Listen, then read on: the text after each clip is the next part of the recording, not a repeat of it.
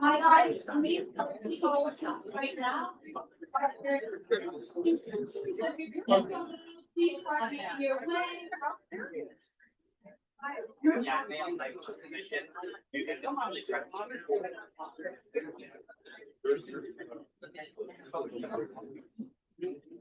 If you're in the hallway, please start making your way in to the room, and we're gonna start soon. Please take your seats if you're walking around.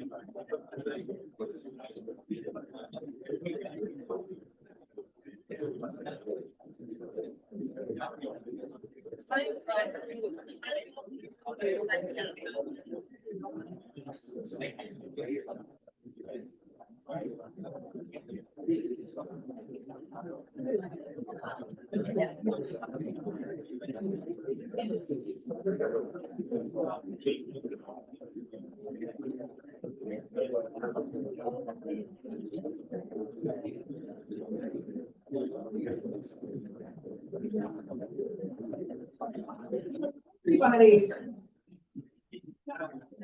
Hi. Hello, everybody. Welcome to the SUNY Student Assembly Fall Conference for 2025. I'm so happy you're here.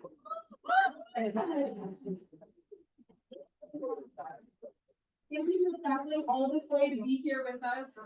This is a fantastic gathering of student leaders from across the SUNY system. If you don't know me, my name is Sophie Coker. I'm the Vice President of the SUNY Student Assembly. I'm the one who's been in your inboxes for a really long time now. So I'm so happy to see all of these faces behind the names. I hope you've been enjoying your meals, your dinners and desserts. We're gonna get started with our programming here in just a second. I just want to make a quick introduction for myself and also for my president, Luke Morales, who will be giving a few more remarks. So thanks for being here and have a lovely night. Thank you, Sophie. Good to see everybody here tonight.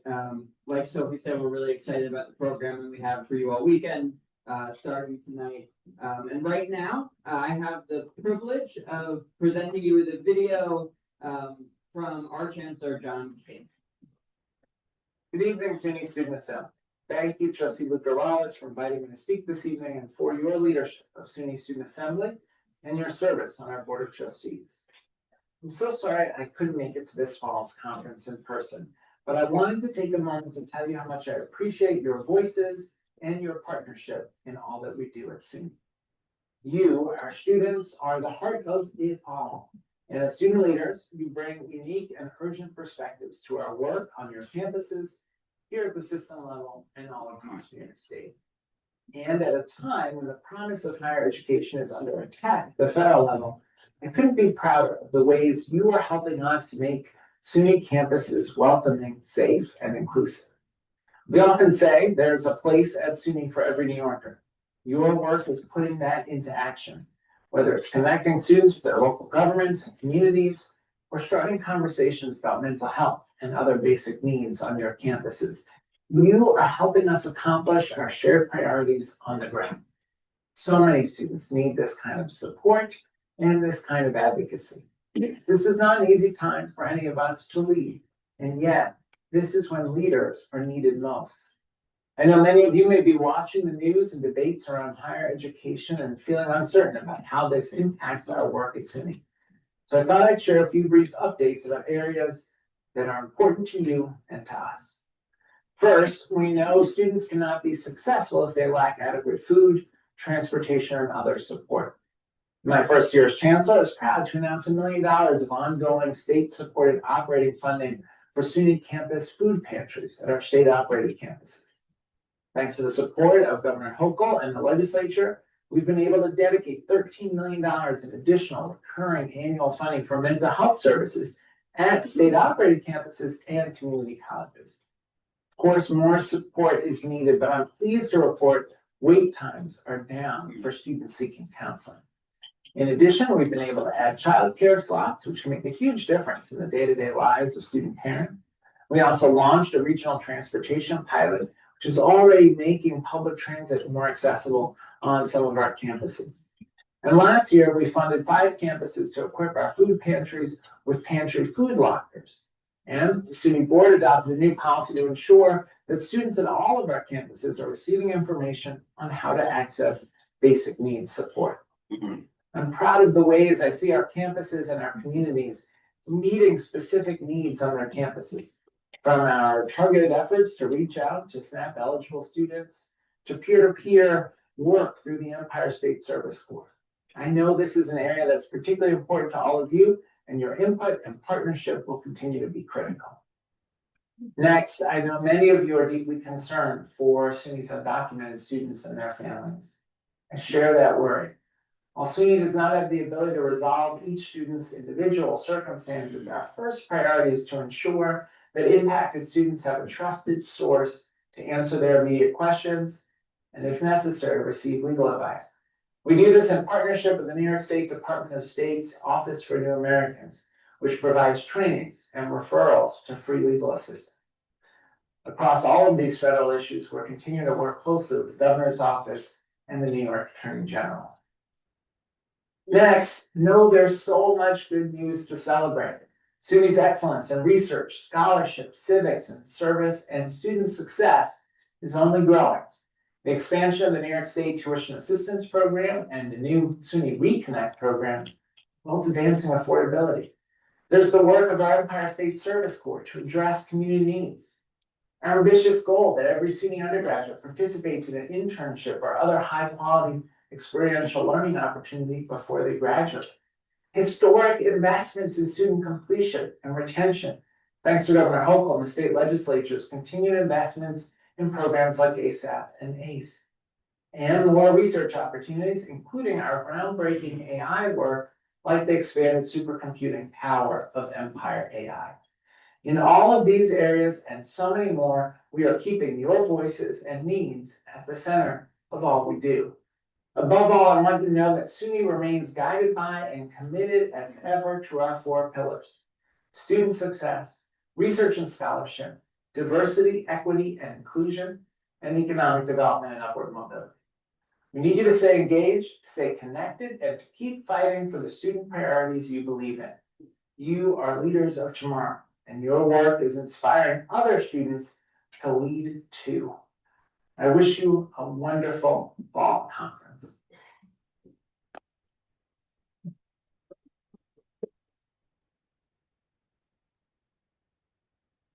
I'm so appreciative for Chancellor King to take the time to record a video for us, and I am always grateful for his partnership in all of the work that we do as Student Assembly. He is out there fighting for us as students, and again, I'm so grateful. We have some more programming coming up very soon at 7:15, so in just about a half hour. So stick around, finish eating, finish your dessert, and in about 30 minutes, we have a little bit of a fireside chat up here with myself, moderating with 2 of our trustees and shared governance leaders. So look forward to that. Again, 30 minutes. Stick around.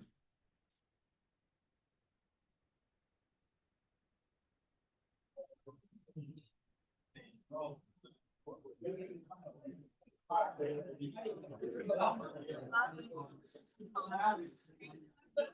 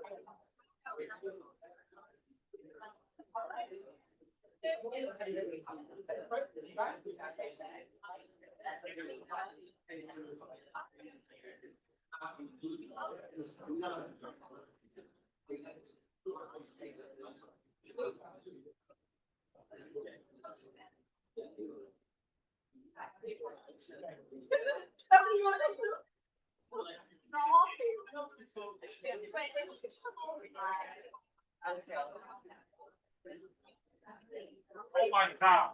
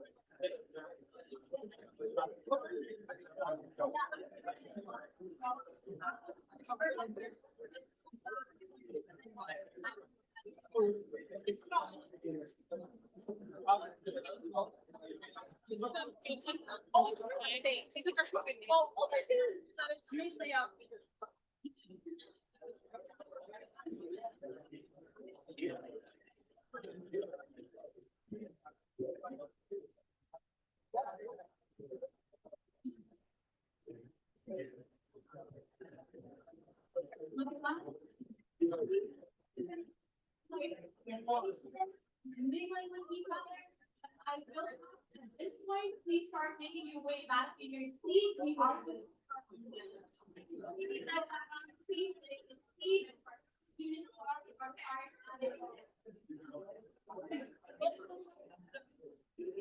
there anything I can do for you, Jeff? No, Take your place. I'm good. Are you good? no, I'm gonna bring right out there. I just got another slide deck. Another one? Yep, she's after Sophie. Take it. She was standing over here a couple moments ago. Yeah. Who told me she did not have. Well, Okay, all right. I'm not complaining, I'm just saying I have them. Thank you.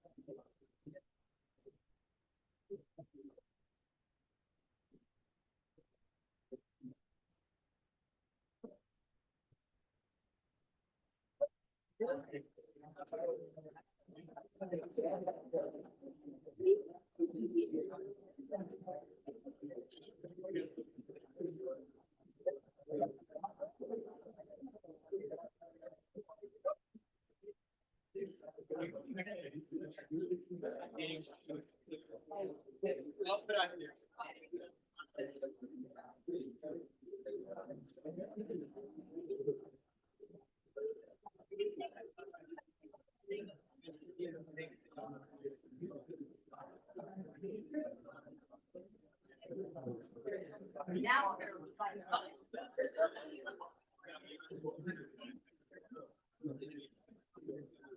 I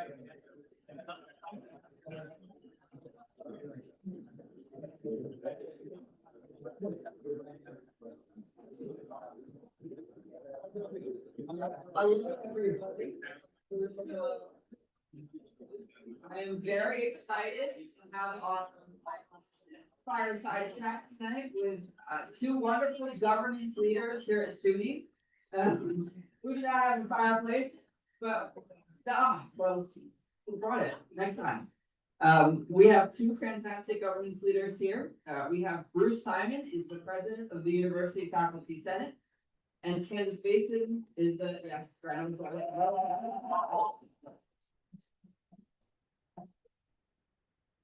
And Candace Basin is the president of the Faculty Council of Community Colleges.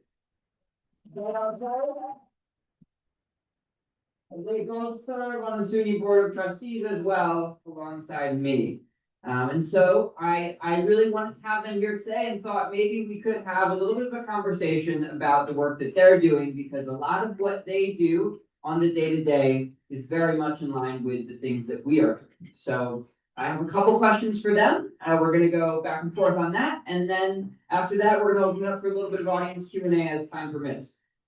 So the first question I have for you both is if you could each just introduce yourselves and your organization that you belong to, explain the work that you do on a day-to-day basis and how your efforts impact especially SUNY students. So we'll start with Bruce. Well, hi, everybody. Bruce Simon. I'm an associate professor of English at SUNY Fredonia, and I'm president of the UFS. And I apologize for my voice. Feel better than I sound. So UFS is the governance body for the 4 years, essentially, the state-operated campuses. There are a few dozen of us, and I've been trying to emulate Candace in visiting as many campuses as I can. I've spent my whole career at Fredonia. Hello. It's a regional public comprehensive university. Haven't spent much time with the university centers, colleges of technology, definitely not the community. Is this not the public comment and reports portion of the meeting? Students at each of the campuses, along with faculty, professionals. Because this looks like a panel. Governance operations. What UFS does is not so different from what we do. We meet together. We have representatives, we call them senators, because we're the faculty senate. And we pass resolutions, we write white papers, we issue statements. We've been doing a lot of statements lately. Often with Candace's organization. I think, as the chancellor said, without students, right, we wouldn't be here as faculty, SUNY wouldn't exist. So we are all about, getting New York State and the taxpayers of New York to invest in your success, right? UFS has been pushing this concept of public good use. This idea that it's not just the individual salary benefit that defines the return on investment. There's so many knock-on effects for society that you all bring to your communities, to your future families, to your future children. There's so many ways in which what you do, both at SUNY and after SUNY, affects the whole system. So I think I'll stop there. But I'd love to hear what campaign is in. Same here. I'm just kidding. I'm the joker on the. You guys should watch our board meetings. You should, really, we have a good time. So we, the Faculty Council of Community Colleges is the governance body that oversees the governance bodies for all of our community colleges. And so what that means is, as you all know, right, you are on each campus governance body of the institution that you go to school at, correct? So what I did in my first year in this role was I visited each of the 30 community colleges in order to do basically two things. To get a sense of what the state of governance is, among the community colleges, to look for best practices, to look for practices that maybe are not so good. And to look for ways that the faculty council can be of help through governance bodies. And one of the things that came up regularly from faculty was that they struggle to figure out how to energize and engage students to participate. And if you're a community college student, you realize you're there for a shorter period of time typically than you are,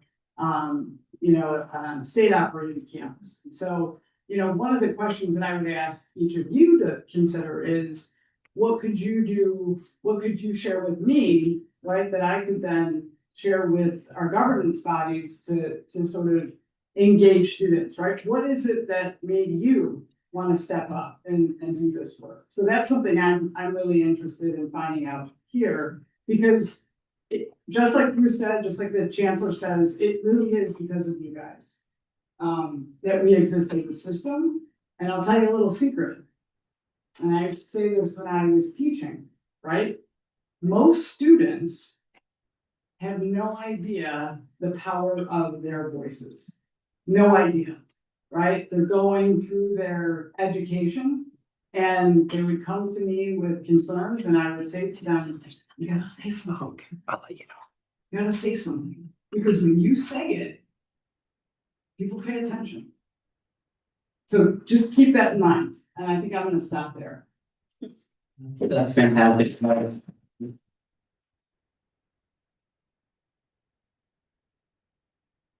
So, my next question for you all, what are some of your organization's biggest priorities this year, right now, and how are you working to address those big picture issues?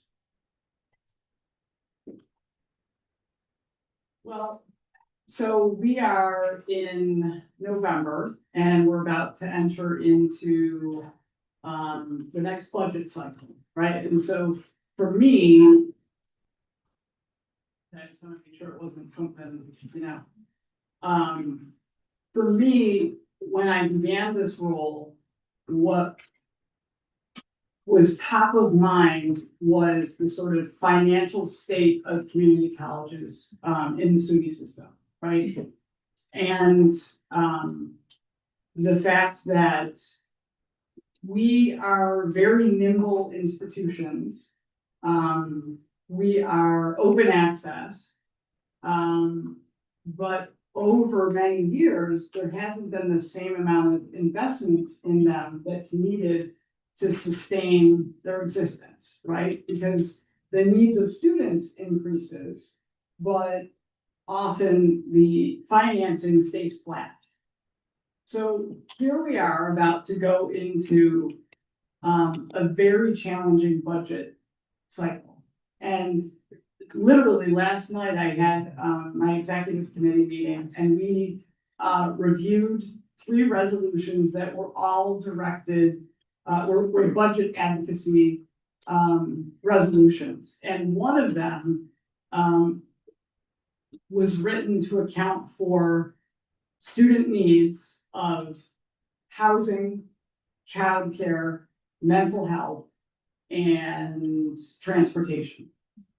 All student focused, right? Because we know that those are the things that are often the reason that a student disappears, right? They're there in our classes and then all of a sudden something comes up and they're unable to continue on with their education. So I would say what's top of mind for me now, as it was when I started in the role, is the financial sustainability of the community colleges and what we can do as an organization and in partnership with President Simon.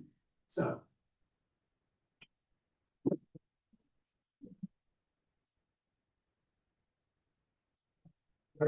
I'd say I also got involved in system-wide governance, largely through state budget advocacy. And our strategy, as a governance body, was to try to influence the governor before the executive budget was released.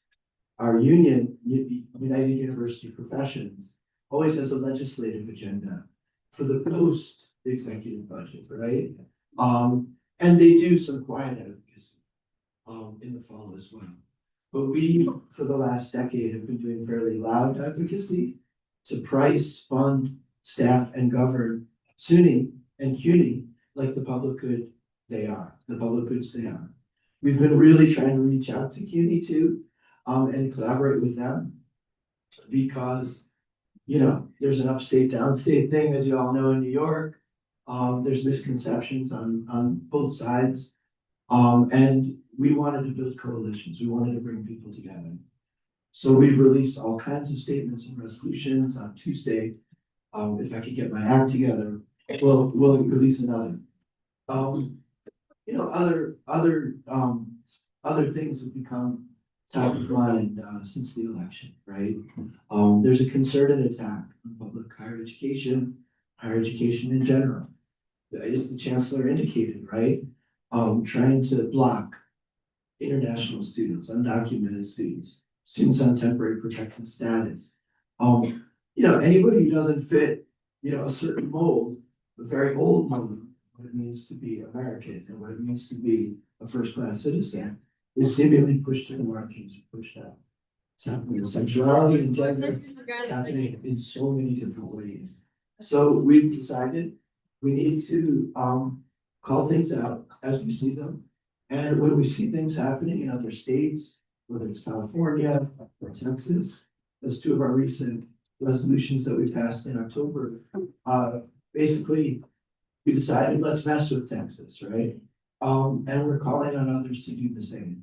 We're calling on our leadership not to make the same mistakes that you see happening in other states.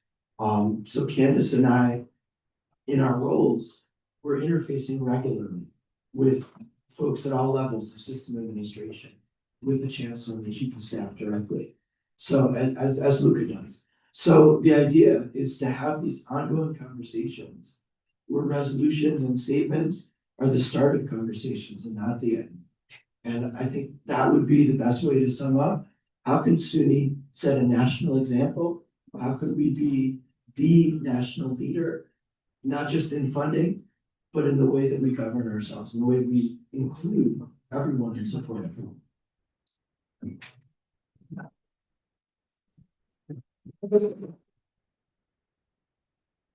And I hope that everyone in this room can really see how aligned their goals are with ours, right? I know that a lot of people in this room might be new to our conferences and new to our organization. But a lot of the work we do is state budget and state legislative advocacy, right? So as we come up on budget season, one of my main priorities over the coming months and throughout the rest of my term will be working with the governor and state legislature to get a good deal for students in a really tough budget year. And so, you know, you can see that we have allies here in that fight, as we do have allies in the chancellor and system administration as well. And so it's really great to be part of a big team here. Third question for you all. How would you describe the state of shared governance in the SUNY system and more broadly in higher education nationally? And do you see any challenges you anticipate us facing in the near future? Yeah, so just to expand on my last answer, we co-wrote a statement on July 4th, a little declaration, where we talked about the state of shared governance, and it was in response to the one big bad bill, and the way that it shuts down opportunity. I think we called it an assault on opportunity in America. So yeah, we want SUNY to set a different path. In Texas, for instance, if dissolved due to a state law, administrations have dissolved governance bodies and put in kind of puppet regimes, basically, right?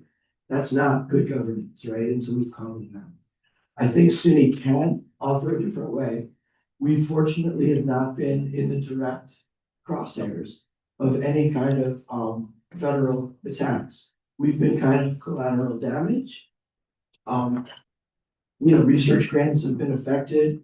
You know, graduate student enrollment, especially at UB and other campuses that have large international, have been affected greatly. But there hasn't been, like, we were not invited to join this mutual assured destruction compact for excellence in higher education. And so we decided we're gonna do a statement opposing it. And I work with my executive committee to get that done right after our plenary. So I think what we're trying to do, like I said before, is encourage, cajole, nudge, partner with our system partners and make sure that when the rubber hits the road, we're all prepared and we're all ready, not just to continue defending ourselves, but to counterattack and to take the lead.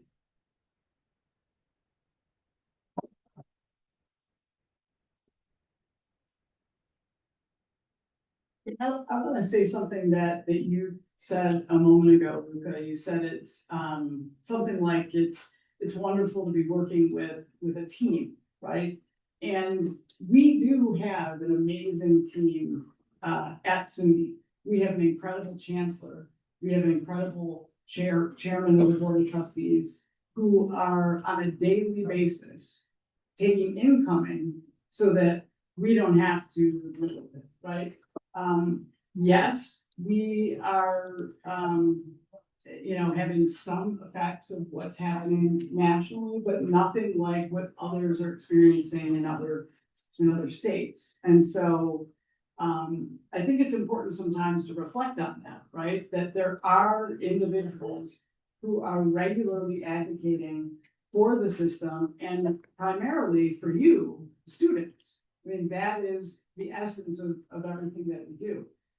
But when it comes to concerns about shared governance, it's funny, I think what Bruce and I do well is, we're friendly, fun people, right? We get along with the chancellor and the chief of staff and the board members and the chairman. And we're also not afraid to kind of nudge, right? And I think that that's something that each of you, right? You don't have to do it in a sort of adversarial way, right? But when there are, places that you see an initiative needs to be pushed, right? Or where your group needs to take a stand, say something about it, right? It might take some time, but you keep bringing it up and, eventually you see progress. And so I think, there are many things in terms of shared governance that we are working on sort of both at the system level, at the campus level, in each of our sectors that involves what is, I think, the most difficult thing about governance, and that is time. The time that you've got to devote to relationship. That is the critical feature. You don't have good governance without that. And so I think that is probably the biggest challenge.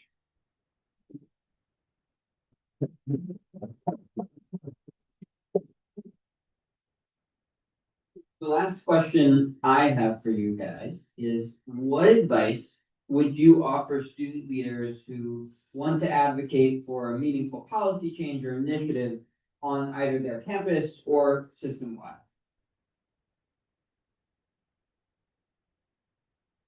So it's so hard to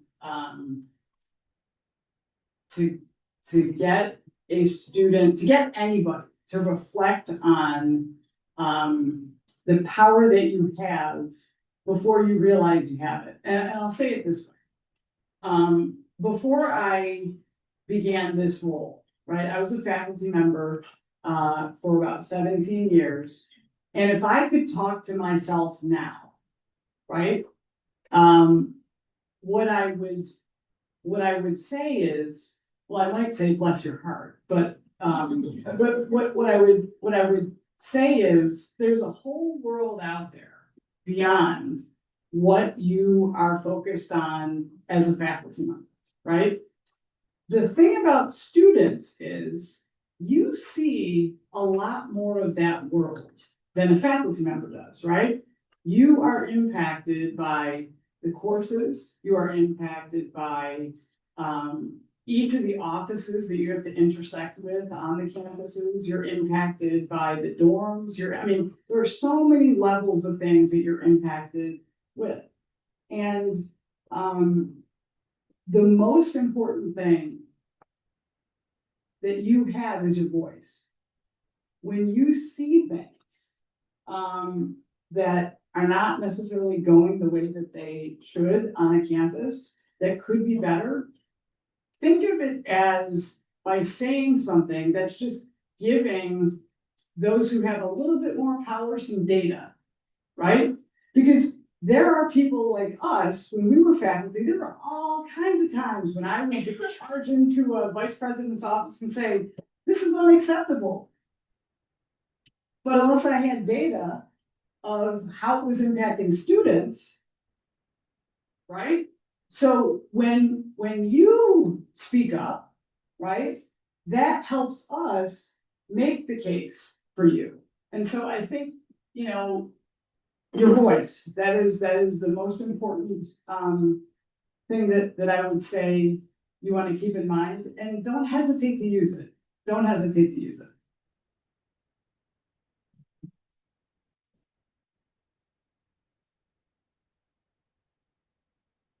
So I waited to run for this role until my two daughters were both in college. So the senior at a small liberal arts college and a sophomore at UB, doing completely different things and having great times. So, you know, I think of that when I think of that question. And, you know, I think it's your individual voice is one thing, but it's finding other people who feel and think the same way you do, then reaching out to people who are kind of, I don't know, convince me, right? Even reaching out to people who you imagine might disagree with you. You strengthen your arguments through disagreement. You know, disagreement is natural and normal. And, you know, as long as we're human, it's gonna persist, right? So we need to work through our differences and come together. And so it's individual voice, it's collective voice. Think of your parents, your families, your loved ones. Think of alumni who've come before you.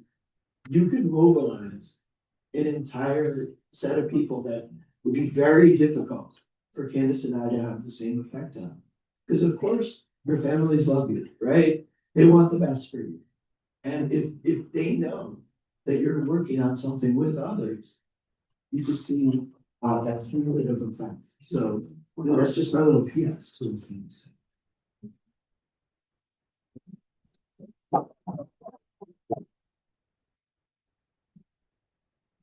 Well, I believe we have a little bit of time to do a few questions from the audience. And so do we have some mic runners here? I think we have some mic runners in the back. So if you would like to ask a question to our trustees and governance leaders, please do raise your hand. Raise it high. And Cody, just run around, pick someone, have them ask a question. We'll start with you, Dakota.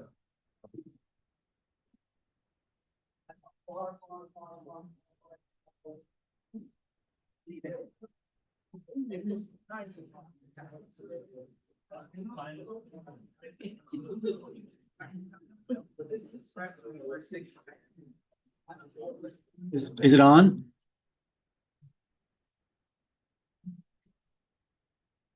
Thank you very much. So, hello there, everyone. I hope you guys are having a wonderful evening so far in the conference. So, my name is Ryan Carlino, and I am the current senator of student government for SUNY Ulster, and I am the current president for Dream Team. Dream stands for Disabilities, Rights, Education, Activism, and Mentoring. And since I speak of Dream Team, I wanted to ask the two of you another advice question right here. But for this advice question I have for you, what advice can you give for any potential college student or college student and beyond who has disabilities for them to succeed moving forward to the future?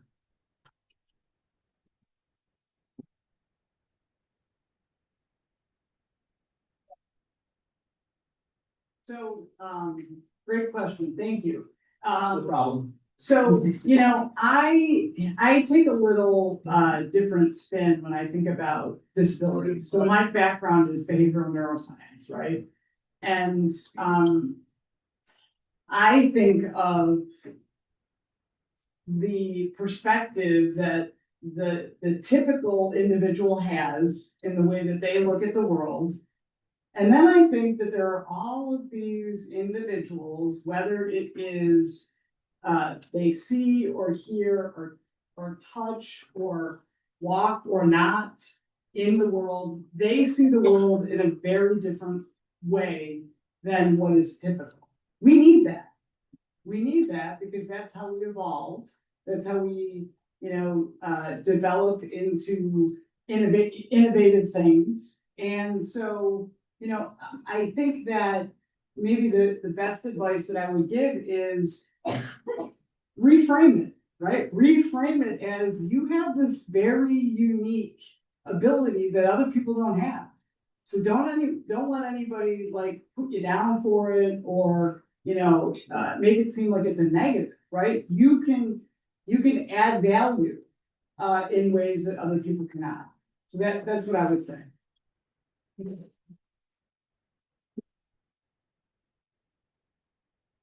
I'm gonna take the question in a slightly different direction, because in this country, right now, we're undergoing this shift from an accommodation model, right? Where you build for the typical, and then you accommodate reasonably those who don't fall into that bucket to a universal design, right? And we're seeing it with electronic and information technology, accessibility, which if you haven't heard about it, April 24th, 2026. It's the deadline for every campus, right? And student work will have to be accessible, right? So there's a lot of training all of us have to do. But the basic point of universal design we create is when you design with a wider spectrum in mind, it helps everybody. If I didn't have these, I couldn't be traveling around the country, right?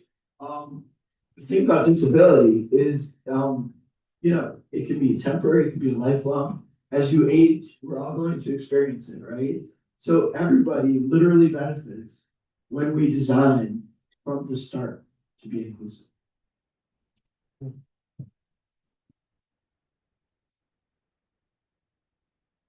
Oh, and before I forget to mention also, because I apologize in advance because I forgot to mention this also before my question, but since for me being the president of Dream Team, I am a person who has autism.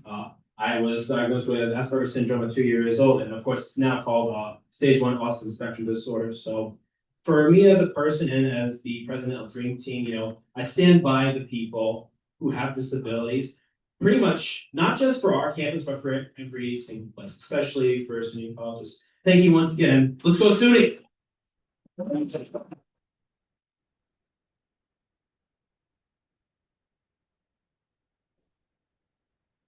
Raise your hands. One or two more questions. See, we have a mic runner on this side.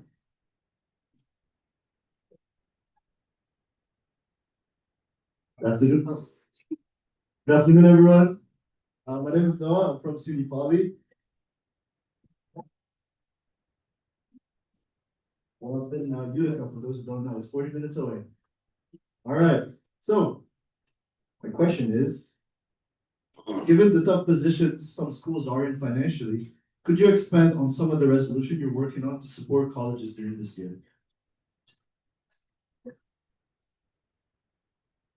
Well, if your campus is not experiencing financial difficulty, it might be after this year's budget season, right? We just don't know what the effect of the federal budget cuts are going to be on the state budget. So I think everybody should be thinking hard about what proactive steps faculty and students can take to identify programs that will attract more students to SUNY. If you see ways to improve the current program you're in, make an appointment with the chair of that program right now, right? Like literally text them, call them, do it. because we all need all of our ideas to like make our campuses serve the students of the 21st century, right? When it comes to advocacy, right? So much of it is about data and stories and relationships, as Candace was saying. So when you get a chance to go to SUNY Advocacy Day, whether it's in Albany or DC, do it. If you get a chance to meet with local electeds, federal electeds, any electeds, do it, right? Like this is, and understand an initial no is not a final no, right? Be persistent, be consistent, and keep coming back with what would it take to convince you, right? It's gonna take all of us, right? It's not just a statement here or a resolution there. It's really gonna take all of us.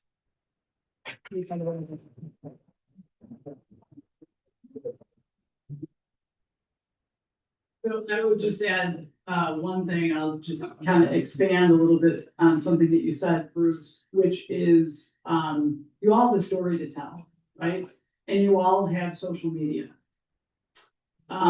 If everybody in this room, once a week, told their story or a part of it, and how SUNY is instrumental in making that story a reality, I think that might have much more of an effect than us two old folks up here writing resolutions. You follow?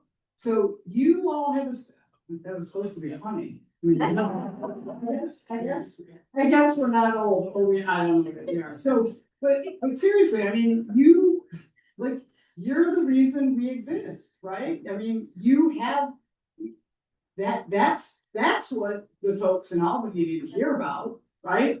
When there are cuts to acts, that affects me directly in these ways. That's what they need to hear, not whereas, you know what I'm saying? So that's what I would say. Tell your story.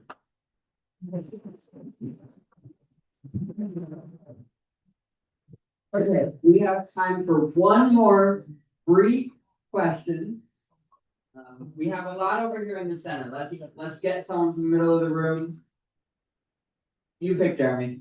Up to you.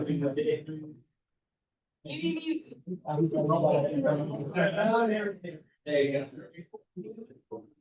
go.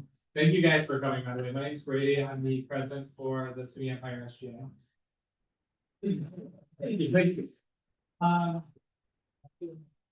So a lot of the things that we hear developing inside SUNY is about university campuses. But as you guys probably are aware, SUNY Empire, like 98% of our students are remote. So like legislation wise, policy wise, is there anything that you guys are currently working on to help better support like the remote hybrid students?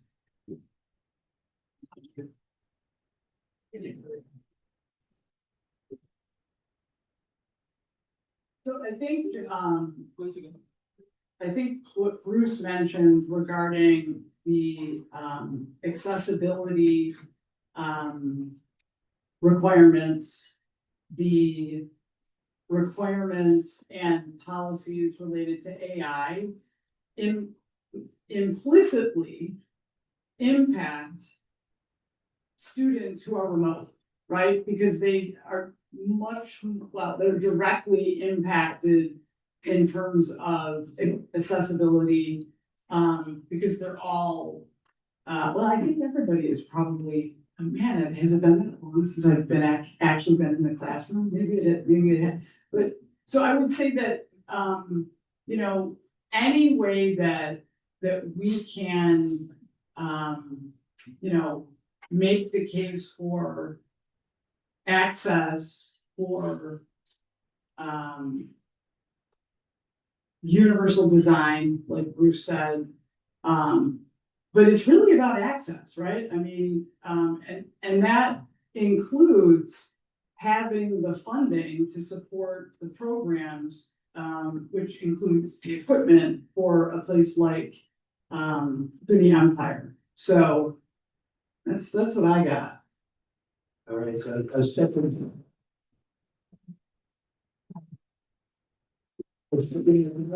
And I'll be at the Saratoga campus of Empire, right? Next Friday. So, talk to Claudia, talk to John, see if we could get a meeting to talk about this more. But one of the reasons I'm going is because, you know, SUNY has had various online initiatives since I've been a faculty member, and we've had Empire the whole time, right? So what is the relationship between all these, you know, the chancellor comes in and this gets emphasized, the next chancellor comes in, that gets emphasized. What about it, right? So, yeah, it's an ongoing conversation, but let me just say it's like a heightened focus. Let's talk.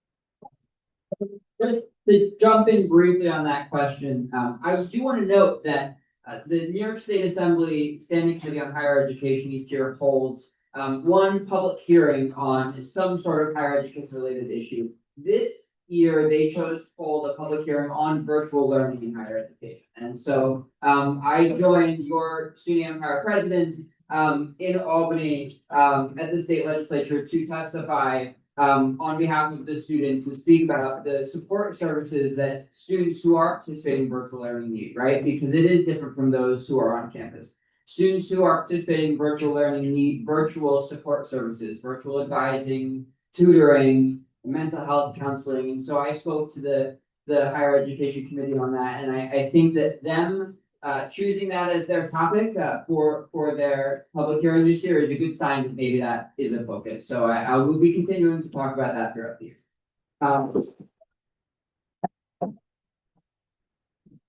With that, unfortunately, we are out of time. Let's give one more round of applause.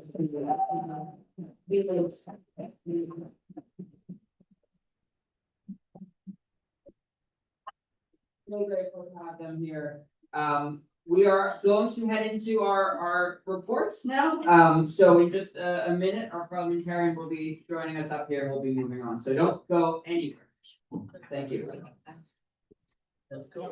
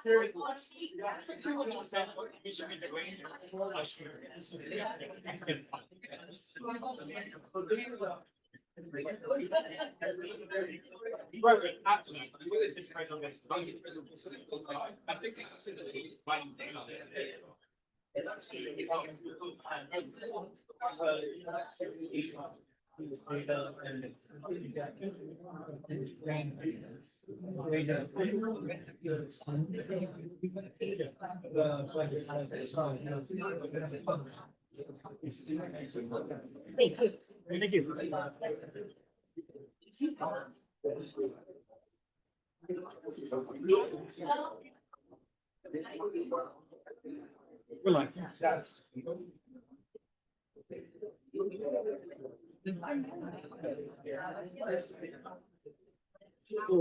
We're speaking that.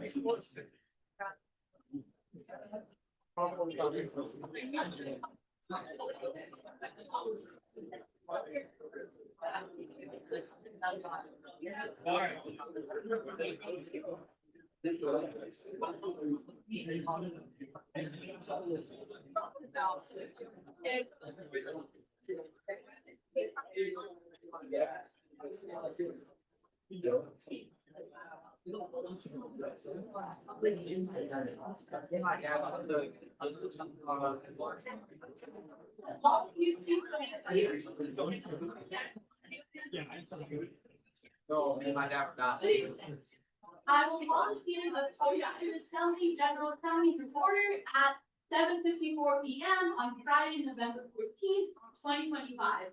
Secretary Richter, please read the meeting notice.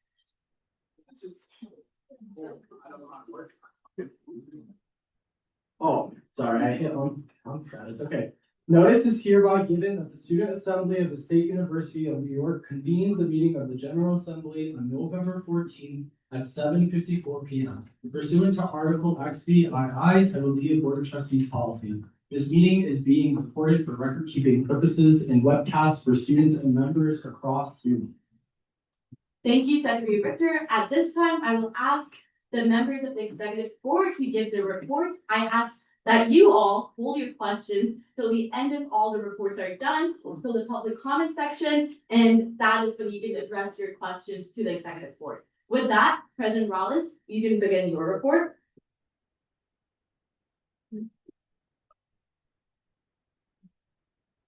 Thank you very much. Let's see if I can figure out this clip. There we go. Okay. Well, it's great to be here with you all today. Good to see you all again. This has been a whirlwind of a start to my term. There has been so much to report on. I'm trying to fit it all in, think of it all for you all. What I want to start with is talking about some of the current areas of focus for myself as I make my way through my term. What am I thinking about? What am I focusing on? What am I hearing from students? First and foremost, one of my biggest priorities this year is continuing a conversation that we've had for many, many years, including at our most recent conference in the spring, which is surrounding our student activity fee guidelines. This is an issue that I know many of you who are student government leaders, presidents, treasurers have strong feelings about. To give you context for those who don't know, our student activity fee is obviously the fee that funds all of our clubs and organizations on our campuses. And for our state operated institutions, there is a cap at $250 a year.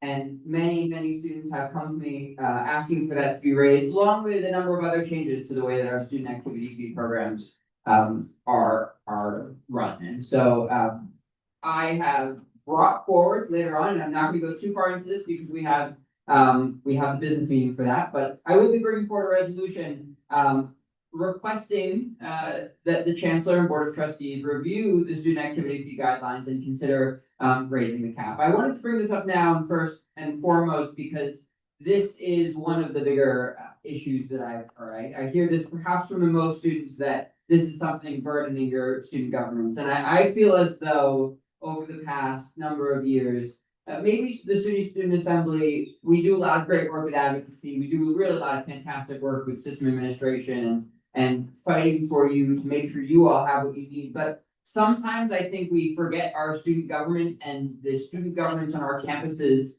and the students who run them, the logistics of those. And so I really want this year want to take a focus on giving you the tools you need to support your clubs, your organizations, and the resources on your campus. So I wanted to flag for you that this will be coming up tomorrow, and I hope that you'll read it, think about it, continue talking to me, advocating for this, because I want you to know that this right here is because of all of you who have advocated for this over the last many, many years. And so that's just a preview there. But to talk a little bit about what my other priorities are for the coming year, and the other things that I'm thinking about is, of course, campus climate is always at top of mind. And I really think actually Bruce and Candace talked a lot about the threats facing higher education in this country, the threats that potentially the impact it will have on our state budget. But beyond that, it has a serious threat to many students on our campuses, our immigrant students, our undocumented students.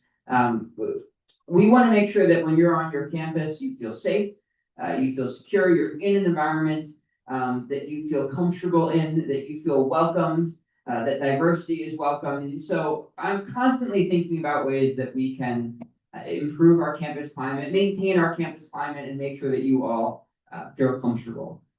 My third current area of focus is expanding basic needs access. And so you've probably heard me talk about this before in other settings, but as we do approach advocacy season and we're talking about the state budget, expanding basic needs access. So food pantries, I think, is right now we saw the government shut down, people losing access to their SNAP benefits.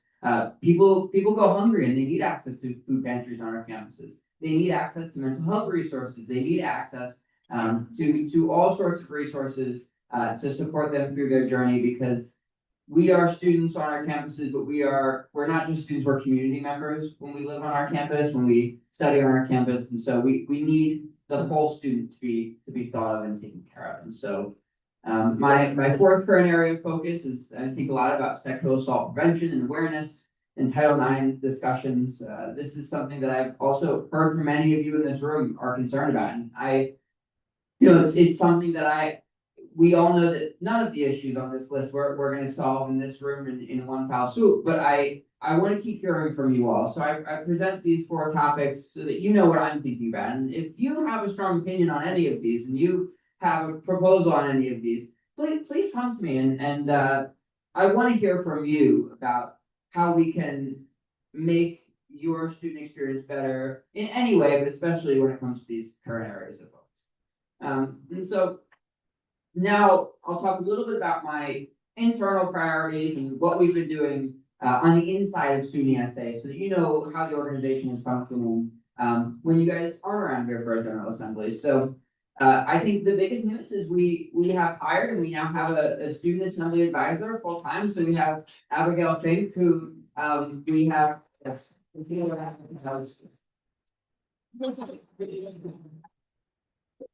Abigail actually comes from the SUNY Student Assembly, so she previously served in a role that some of us have served in up here. She served as president of her own student government, just like many of you out there. And so we know we're in good hands with her. She's doing so much to support our operations here, putting this conference together. I'm sure Sophie will have more to say, but that is just such an exciting update that we have right now. Secondly, one of my priorities this year, with the help of our wonderful parliamentarian who is chairing this meeting, is to rewrite our bylaws. And I'm not sure if any of you have had the chance to take a look at this SUNY Student Assembly bylaws. It's a tricky thing, right? Bylaws, governing documents, I'm sure many of you realize that, but I feel like ours are in much needed, they really need to be rewritten and in a way that you all, I think, and even myself can better understand what they're trying to say, right? And so I'm not looking to make any real substantive change necessarily. I think I just want to update our bylaws to reflect our current practices, and most importantly, be something that you all can read, understand, digest, because I think it's so important that we have a clear understanding of how things are run. So to tell you a little bit about how that will go is I've passed a parliamentarian with working with the Rules Committee over the next coming months to present or to prepare changes and a rewrite. So they'll be I don't want to say starting from scratch, because again, we're not changing a ton of substance, but they'll be looking and they'll be going line by line and coming up with a brand new document to present to you all in the near future. And so that's really exciting. The third internal initiative that we've been working on is of course, since I've been started my term, we've hired a wonderful cabinet, and so this is my wonderful cabinet right here. So we have, led by Sean Millington, our chief of staff. Unfortunately, couldn't be here tonight. He does such amazing work leading this team. And all of them do so much to support the operations of the SUNY Student Assembly. And so I want you to see their faces up there. Thank you. I want you to see their faces up there, and please do, if you see them in the crowd, reach out to them, talk to them, and make a connection. And also, I want to point out that we have cabinet positions available. So our Director of Student Voices team we have our Director of Student Voices. We have one of them right there, Sophia, waving. We have 2 more spots open. So if anybody is interested in a role where you can be a student advocate, and where you are fighting for a variety of causes that benefit the student body, there's more information in the conference packet, but please do read the job description and consider applying, being part of it. So that's a sort of an overview of what we've done internally and where my mind is at this year. I'm going to go through a little bit about what I've been up to specifically, the events I've been attending, the sorts of things that I've been doing. I'm going to talk to you a little bit about advocacy, and that will be the next. So moving on to recent events, I started my term joining the New York City Pride Parade on the SUNY float. I was joined by a number of our cabinet members. Representative Lau was there. Trustee Basin was there. So that was just an awesome time. We were there with Chancellor to celebrate Pride, and that was just absolutely wonderful. I was also proud to join Governor Hochul in announcing a $300 million investment to establish the Quantum Research and Innovation Hub at Stony Brook University, my home campus, which I'm very proud of. That was a very exciting moment to be part of, and I'm always grateful to Governor Hochul and the entire state legislature for their leadership on capital and operating aid for all of our campuses.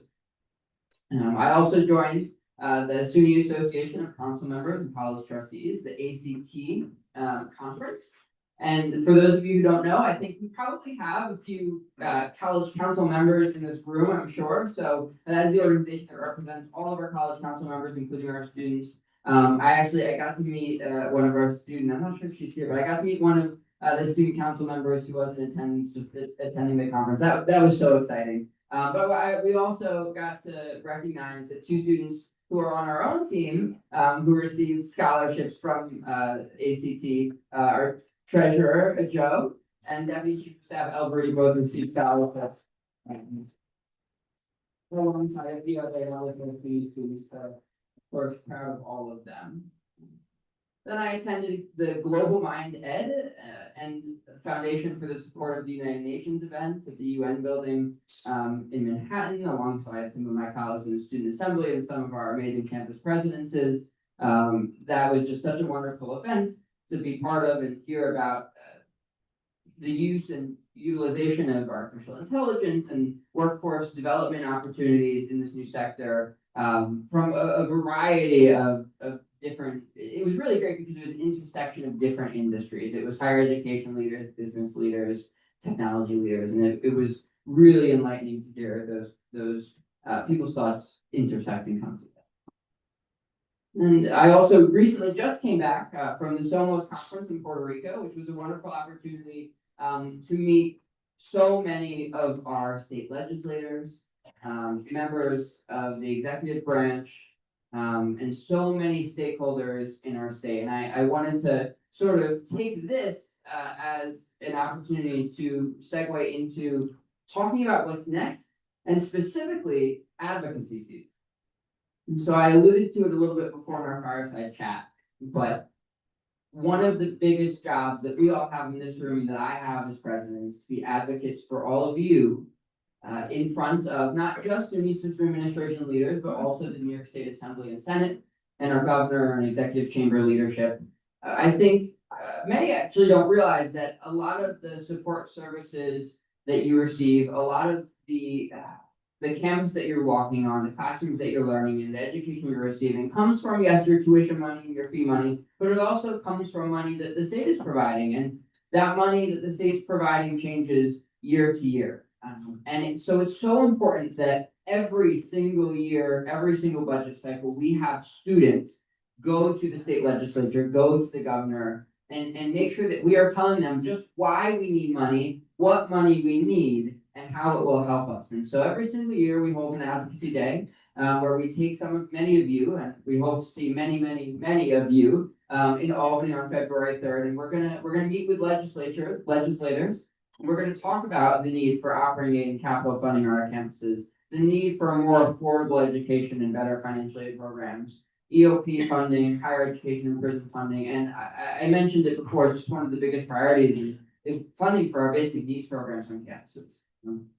A few of our other governance leaders alluded to it before, but we're headed into a rough budget year. We don't know what the impacts of the federal budget are going to be on the state budget, but it doesn't look great. And so we're going into this fight, I don't want to say behind, but everyone is behind, and we want to make sure that we are showing up, being loud, and have a strong, unified voice when we go to the state legislature and ask for the money that we need to make sure that we're getting the education that we deserve. And so I really want to emphasize this slide and say, if any of you have strong opinions on the types of things that we should be advocating for in the state capitol, please do bring it forward. I think this should be a really collaborative process, and I look forward to hearing from all of you on what you feel we all need as students from the state. And so again, February 3rd, we are advocacy day. There's more information in the conference packet, but we really encourage you to come join us in the state capitol and lobby legislators. It's just such an amazing experience. I have already met so many of them at the Somos conference. I spent some time speaking with the executive chamber staff separately. Again, I mentioned earlier, I testify at the New York State Assembly Committee on Higher Education, so I'm already out there. I'm in the legislature, I'm having these conversations, and that will only ramp up over the coming months as the budget cycle begins. And so I'm really looking forward to that, and I hope I have your partnership there. I'll also note that similar to budget advocacy is legislative advocacy, so it's not just about the type of money that we're getting and how much it is, but it's also about if there is legislation that you feel would benefit the student body more broadly, bring it to us, and we're happy to support it. I think every single year we issue memos in support of bills, and so if you have a bill that you see in the state legislature that you feel strongly about one way or another, and you're able to articulate an impact that will have on SUNY students, please do bring it forward as we craft this agenda, and we can make sure that we are bringing a unified voice and serving all of your needs. So a little bit about what else is ahead. We have, of course, I'm so glad to be here at our fall conference. We'll have our spring conference coming up in next April, where it will be a similar situation, and of course we'll be holding elections. In the meantime, we have regular executive committee meetings, which happen both virtually and in person at various SUNY campuses. I encourage you over the time starting now, to the next General Assembly meeting and conference in the spring. Reach out to your representatives, talk to them when they reach out to you. Get to know the people up here on the stage, members of my cabinet, and if you're interested in participating in any of this, please do reach out. I think what I tell everybody is I'm here as the president, and I'm able to go to the legislature and have really important conversations, and I have the great privilege of being able to go to SUNY system administration staff and talk to them about what students need. But I need to hear from all of you about what you all need. So I've had great conversations with so many students over the last 6 months, and I've spoken to so many students about the things that they need, but it's never enough. I always want to hear from more. I always want you to get involved, because it's not just about me hearing you, but it's also about me elevating your voice and guiding you and bringing you to the places where your voice can be heard directly. And so I said it many times already, I'm gonna keep saying it again during this conference. Please do reach out to all of us. Please do reach out to me with your questions, with your concerns at any time. And we are always available to you. Similarly, I plan on beginning to do some campus visits and doing some more campus visits. And if any of you are interested in having a SUNY SA delegation at your campus for a meeting to meet with various students, to meet with your student government leadership, whether that's me, others on our team, that can be a really fantastic opportunity. It's a great way for us to understand the uniqueness of your campus, because every single one of our 64 campuses really is so unique and has their own strengths, their own challenges, and learning about that is so beneficial. And we can also help work with your student government association as needed. And so I do hope that you will reach out on that. Beyond that, so much work has been done. Our cabinet has been doing great work. We have a government relations team working on so much of the advocacy that I've been talking about. We have a communications team who has been doing so much work related to our social media and our website. So grateful to them. We are starting up our student voices team, which is very exciting. I so grateful for all the work that everybody has been doing. With that though, this has largely been the work of mine for the past 6 months. I hope that you will all continue engaging with all of us, continue engaging with me. I look forward to speaking to so many of you throughout the conference and during the public comment period. If you do have questions for me, please do not hesitate. I am here. There's so much that I couldn't cover, so don't hesitate to ask any questions you may have. So thank you all.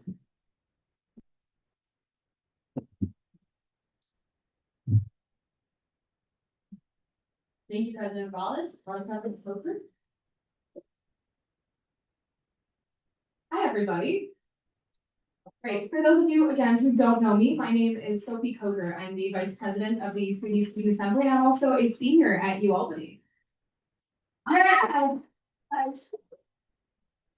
So my role here at SUNY SA is to oversee your caucus representatives and lead conference planning.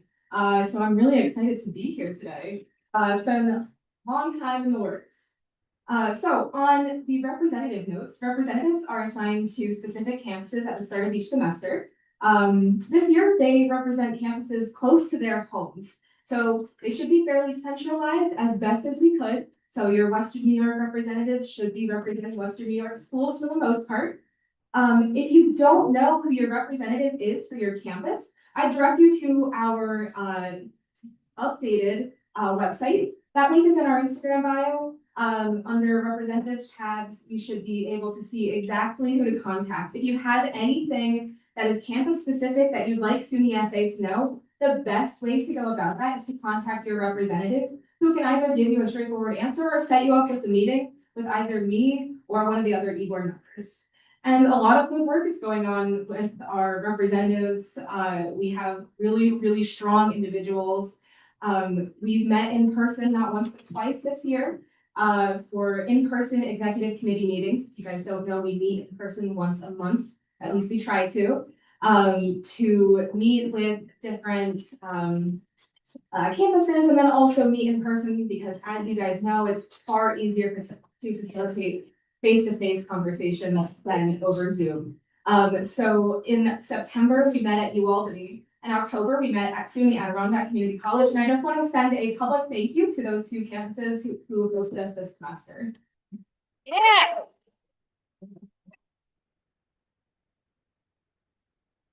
In my role for overseeing conference planning, I speak to hotels, I co-manage your registrations, I organize voting delegates, I create programming and so much more.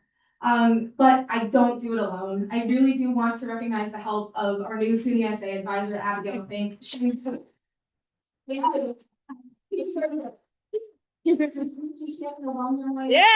Woo! SUNY Canton. Thank you, Abigail. Her email address is also on that website. Thank you. Check out her. Thanks for staying. And connect with her. I also want to thank the support of SUNY system staff we have here. Jeff, Lourdes, Jillian, Jess, Valerie, and so many more people help make this event happen behind the scenes. It is truly incredible, the changing power of SUNY, and I'm so thankful for all the support that we've had. I am looking forward to a really successful fall conference this weekend. We have around 50 schools in attendance at this fall conference. We have 64 SUNY campuses, so it's a pretty high number. It's not only an accomplishment for us at SUNY SA, but it's an accomplishment for all of you. You should be really proud of yourselves for the commitment to leadership and advocacy that you're demonstrating this weekend. So I hate to say it again, but let's do a round of applause for everybody.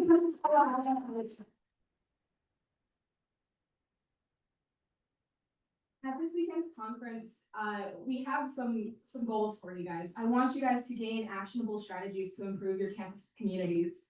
I want you to establish relationships with other leaders across New York.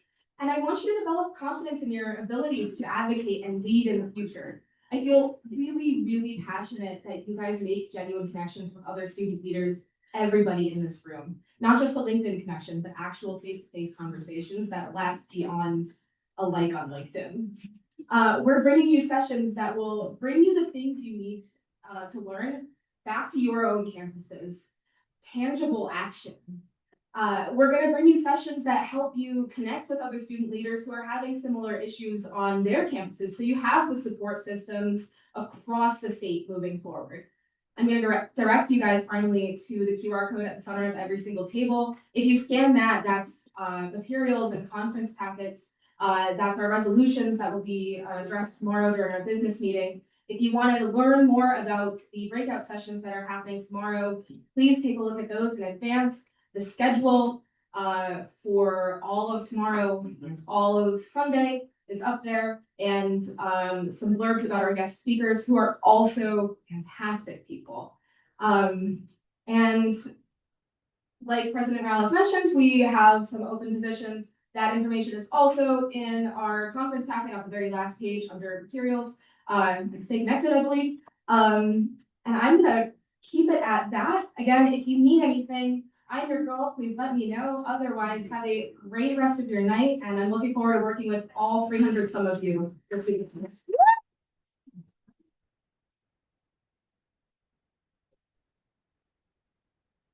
Treasurer,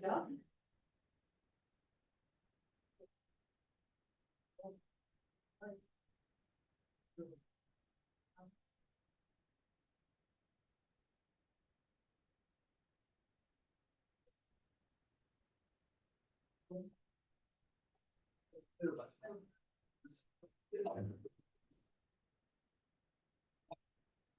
everyone, my name is Vega. I'm from SUNY Oswego. I'll be giving you all SUNY SA's financial update.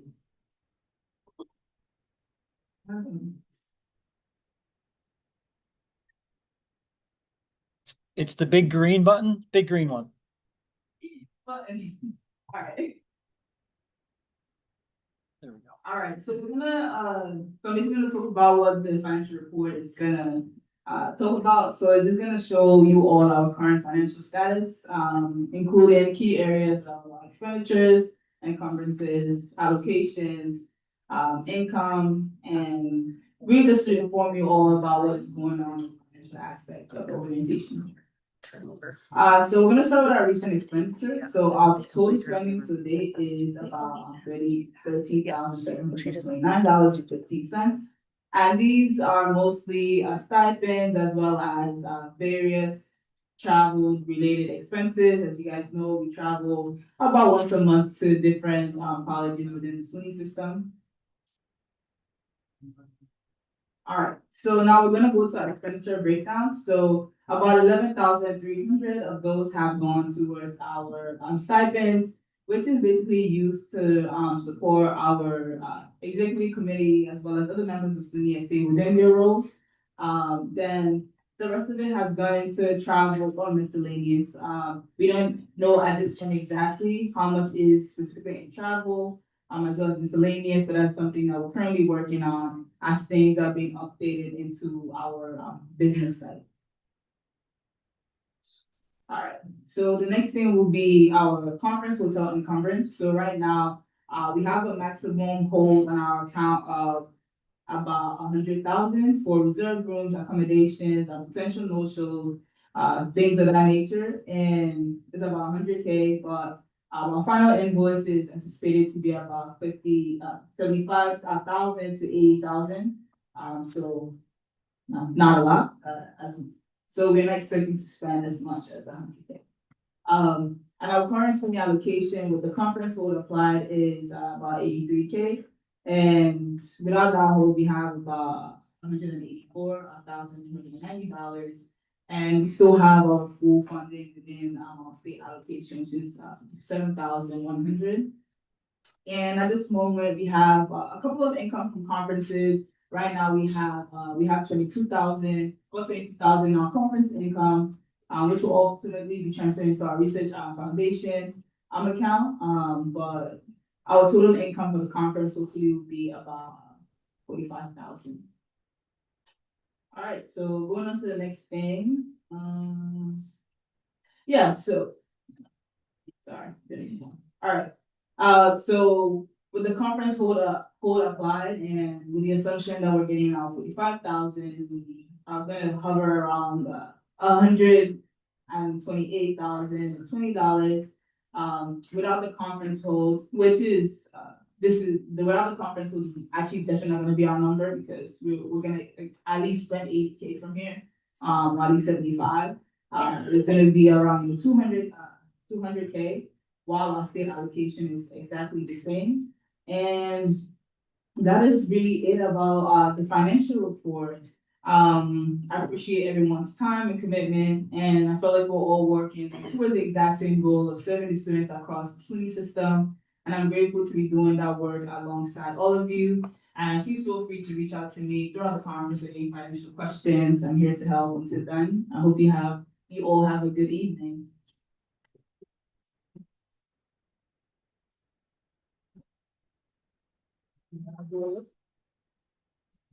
Thank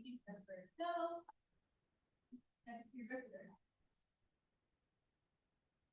Okay, hold on here. I need to breathe for a second. My fingers hurt. Okay. Sweat. That's what happens when you type on the word permanent. My bad. Okay. I don't see it up there. I don't know. He's getting it. Just take a second. The next one I have is executive secretary update. Yeah. Okay.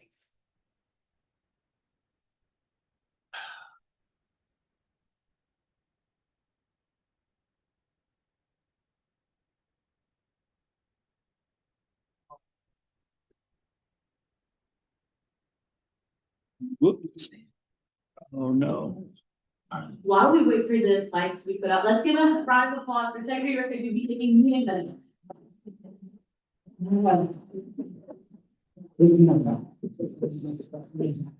My name's Mr. Willis.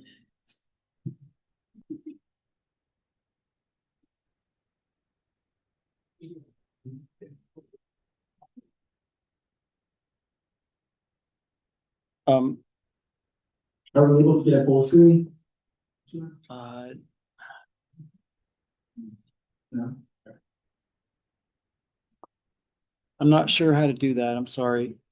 Okay, that's okay. To save time, that's okay. As long as I can move forward and everybody can see it.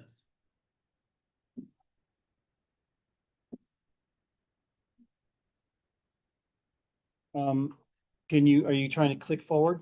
No, let's see. Yeah, so we're. Okay. All right, so welcome and thank you for attending today. I'm gonna cut some of this out, what I was originally gonna talk about, just so you guys can have a little bit of a break between, next, session. So my name is Dakota Richter. I'm the executive secretary. I did my undergraduate at SUNY Fredonia in biology. And I'm currently in graduate school at Buffalo State, seeking my master's in higher ed with a micro-credential in data management and storytelling.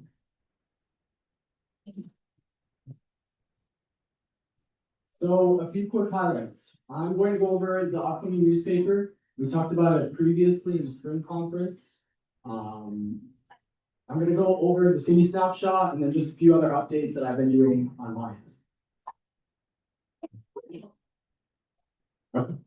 So what is the SUNY SA newspaper? So the SUNY SA newspaper was an idea I came up during my campaign last spring. The reason for this is just to strengthen communication with US campuses, but also if you have more from your campuses, hear from you outside of just the representatives. I want this newspaper to be more than just a paper with words. I want it to really connect us and be able to hear concerns, events, ideas. Moving forward. So this is just the draft, approved. The newsletter header, I just want to go through the real quick breakdown. That will be the header. We'll just give you a quick snapshot of what it is. The second page will be a communication from President Rallis, similar to the conference packet communication. Is this up on the screen now? The third page will be a campus showcase. There's a spotlight, there's two of them. The first one will be a showcase. This showcase is to show off a representative cabinet member of SGA. This will only be one person or SGA per newsletter. The reason why I want to do this is so we can really get more in-depth communication about that cabinet member, president, and SGA to really show off your unique identity versus if we, okay, we skipped the page. So, to really show off your unique identity. And the difference between that one and the spotlight that you see on the spotlight on the screen right here on the left side, that spotlight, all campuses will be able to apply to. You'll be sent a form where you can submit your submissions to at the beginning of each month. That one is specifically, you can have one thing versus a showcase where you can have multiple. This one you'll be able to put in a concern, anything that you're really proud of, that you have pride for on your campus, and then any fun events on your campus as well. The page links will differ depending on how many submissions we get, the timeline, etc. The next page will be for the EC meetings and for us to share communications with you. Because we have executive committee meetings every month, not everybody joins through YouTube. So this will be a way for us to keep track of what we've been doing to be able to share that information with you besides outside of just this conference.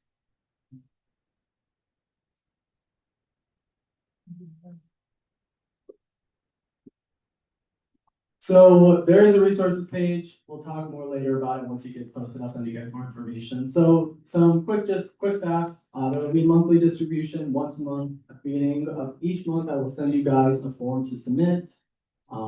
Please submit if you have anything that you want to talk about event-wise. The newspaper will not be sent out during the fall or spring assemblies, and there is a different communication currently in the works to fill that gap.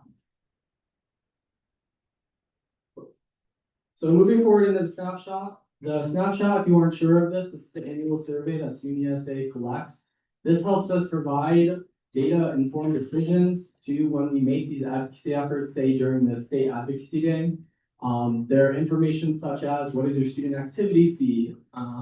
What is your president's email? Do you have any concerns? To really help us make decisions based on what we're hearing from you.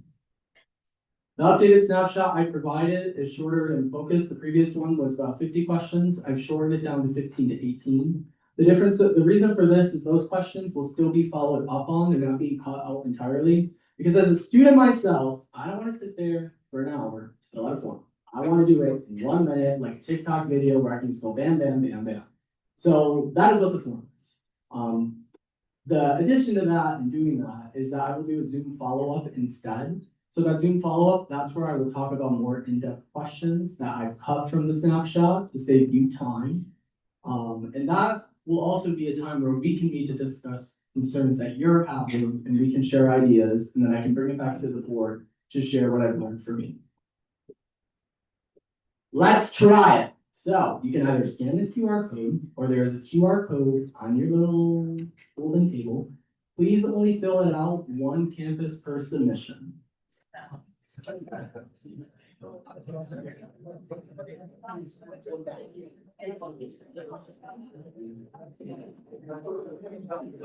setting the timer for 2 minutes. It shouldn't take that long.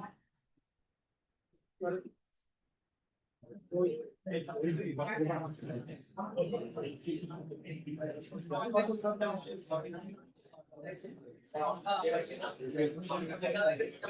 don't know. I know. Okay.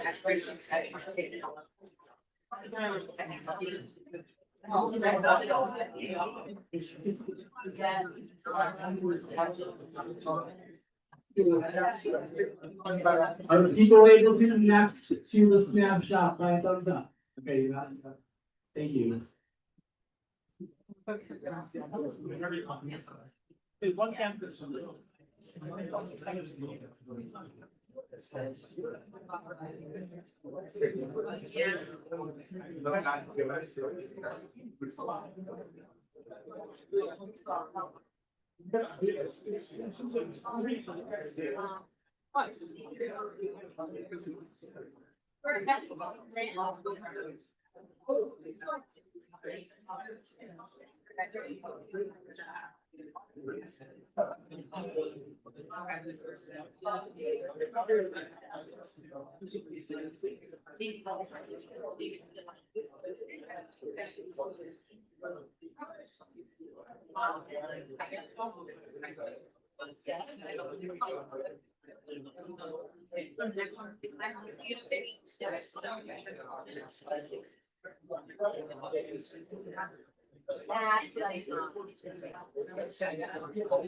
Okay, I set the timer. I'm going to let those delegates, let you guys finish filling out that form.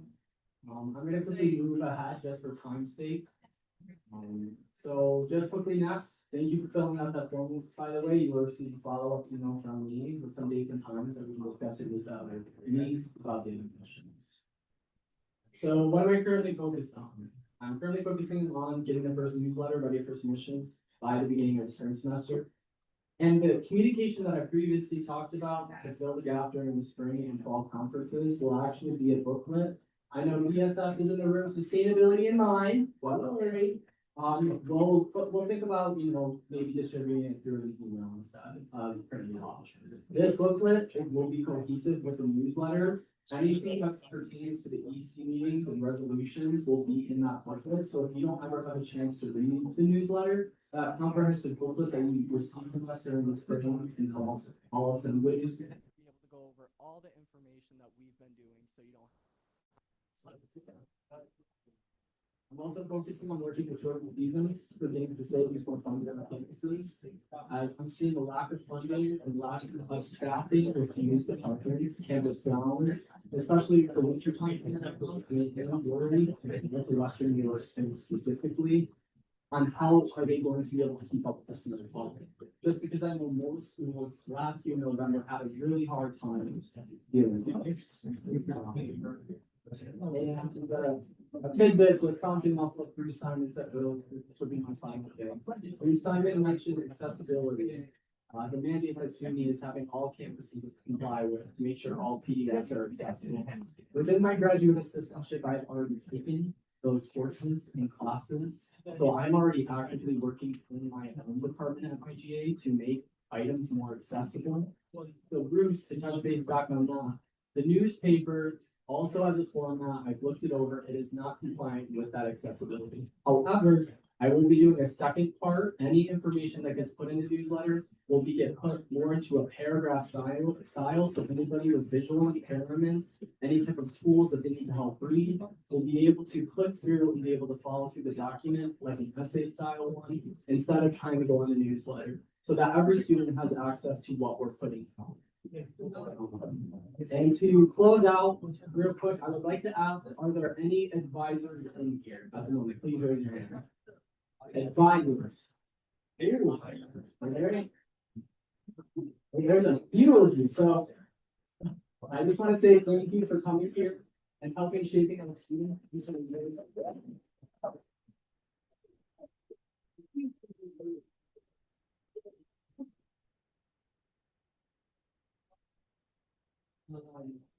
I commend you, and I hope the music was good if you traveled with them up here. Out of these advisors, I do want to commend and give a huge thank you for one. This advisor is relatively new to her role. She has helped her students, has never said no to a really bad idea, and if it was bad, she helped change it by sidebarring.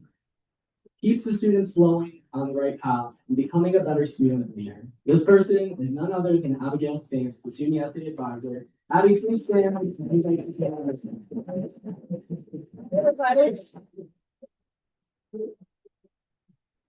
She is just a training that keeps going, and Abby is amazing. She does not shoot down any idea, and I'm very appreciative of Abby coming into this role relatively new and just coming at it full force, 100% right out the door and not stopping. So I really do appreciate it for everything. We'll skip that. That was a summary. Question on that. Thank you. Moving on to cabinet reports. Chief of Staff Lucas could not be here right now. He is not available at the moment, so there is no report for cabinet reports. Moving on in the agenda, moving on to public comments. So for those of you who are first time attendees, and this is your first time attending a conference, public comment, I want you to use that part of the agenda to ask questions about the reports that were just made. Talk about any initiatives that your campuses are doing. It's really a chance for you to talk when we have people campuses in one. With that said, we would have two people from rules committee on two sides of the rooms. Guys, you can wave your hands. Amazing. And I will be calling over people. So raise your hand. I will call on you, and the rules member would give you a mic. Amazing. With that, we're now open for public comment. Any questions? And I would ask for minutes purposes, please say your full name and your institution. So I'll be very brief. My name is Juliano Camaretta. I am the Vice President of SUNY Schenectady Community College. And this is my last term here in the first conference, as I'll be going to University of Albany.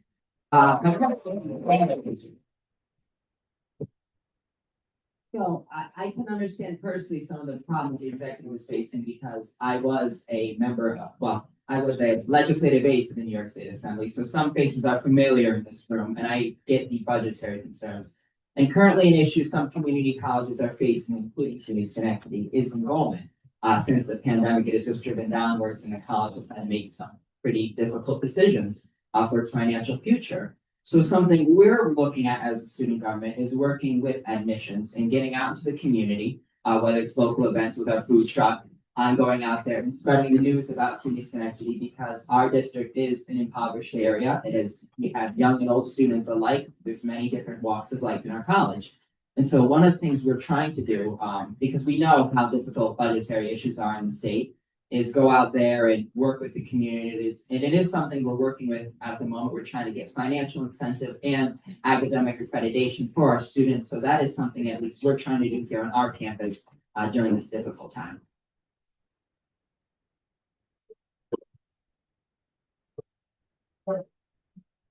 Thank you. Just a reminder again, please say your full name and institution. Hello, my name is Aisha Adam. I represent 22,000 undergraduate students from the University of Buffalo. I'm a senior there. This is my first time here. This question is kind of more geared to our president, but the rest of you, I would like to feel free to answer this. When talking about a major focus of your board, you mentioned climate, campus climates being a priority. I know that our trustees, Martin and Candace spoke at length about the power of student voices and really encouraged us to use our voices. I know that in this moment in American and global history, student activism and student voices is being aggressed upon in a pretty significant way. I know that Buffalo is not alone in the SUNY system and having students that have been brutalized while engaging in civic demonstrations on campus. And I know that I wanted to hear a little bit about if there's anything that, you know, your executive board is prioritizing to this end to see that students are able to access a quality education in their ability to engage in demonstrations on campus. Like, what are you guys doing to protect student activisms and demonstrations in the SUNY system?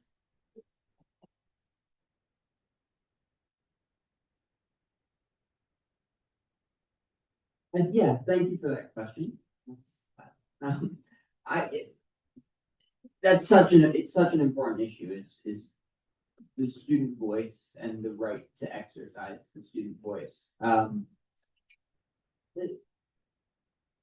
our campuses have time, place, and manner restrictions on speech, which in theory allow our students to speak their voice and engage in a dialogue in a respectful and safe and way, adhering to time, place, and manner restrictions that keep our students safe and secure.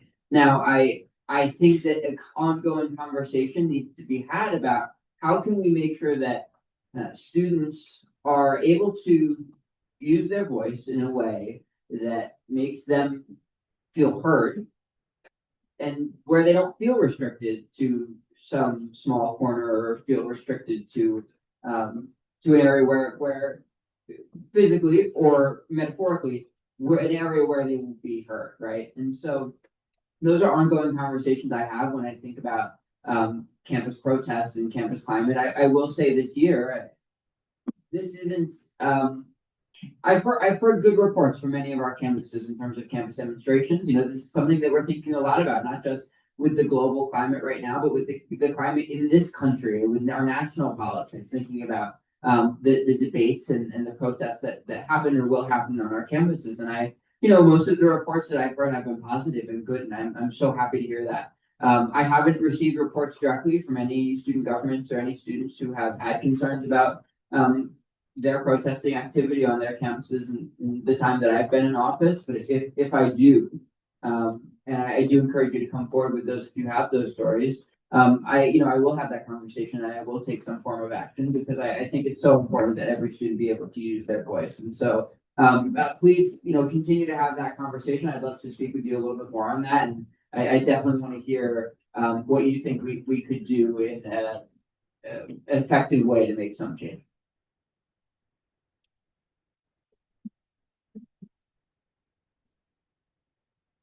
Thank you. Now we'll take a question on this side of the room. Now a question right there on the table. Hello, my name is Sophia Demont. I'm a senator on the Stony Brook undergraduate student government and newly the director of student voices, hopefully to be joined by more. I had a question about a different kind of climate. So we have the SUNY Climate Action Plan, the CLCP8 and EO 22. I was just wondering if there are any movements towards a united front by SUNY Student Assembly and the other SUNYs to kind of like move towards those upcoming goals because it's coming up pretty soon. That's a fantastic question, and sustainability is so important and top of mind. at SUNY, and I don't want to speak for SUNY, but I will say that at SUNY we have a really amazing sustainability office. We have an amazing chief sustainability officer who's doing really great work on the issue. Looking at the state more broadly, putting SUNY aside, thinking about New York State as a whole, I am concerned about our sustainability goals and our climate goals and where we are headed. I understand that we largely follow, as an institution, follow the state's direction. I would encourage anyone who's interested in this topic of sustainability, which I think is many of you. It's a topic that I think over the years we've had more students interested in than any other topic, to be quite frank, in the time that I've been part of the student assembly. I think that's an ongoing conversation that needs to be had. I would urge you to take your concerns to me specifically, and I would love to connect you with our chief sustainability officer at SUNY, because I think they'll be able to get you a more in-depth answer. But for anyone that's interested in sustainability work at like a system and a state level, reach out to me, because I think there's a lot of opportunity at system administration for them. They want to work with us students, right? They want to have a dialogue about sustainability. If we can get a lot of students together on a sustainability issue, I think we can maybe put together an initiative that's really strong. So I think Sophia will potentially sort of lead the way on that as our director of student voices as well. So actually, maybe go find Sophia in the crowd if you're really interested in sustainability, and maybe she can put together like a really solid coalition for all of us. I don't know if anyone. I also want to note that we do have a sustainability program tomorrow during one of our breakout sessions, led by SUNY ESF. If you want to explore how SUNY interacts with sustainability and how sustainability interacts with stability across SUNY campuses, I encourage you guys to go learn more and come back to us with, again, those tangible results that you're learning at your guys' breakout sessions.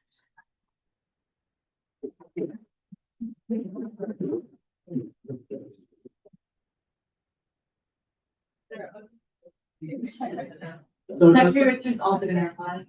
So just for clarification real quick, because I'm in minute mode, was one of the documents you were referencing the SUNY Climate and Sustainability Action Plan at all?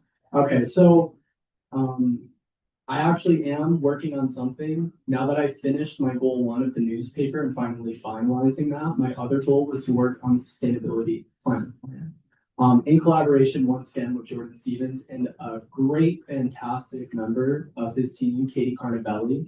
What they've done is they've been able to, on one of the pages, there's a food goal, and I'm pretty sure it's 30% of how much food they have to receive from the state. So for certain campuses like SUNY Fredonia, they're able to receive or partner to, so let's say local farmers, to have fresh produce in the dining hall.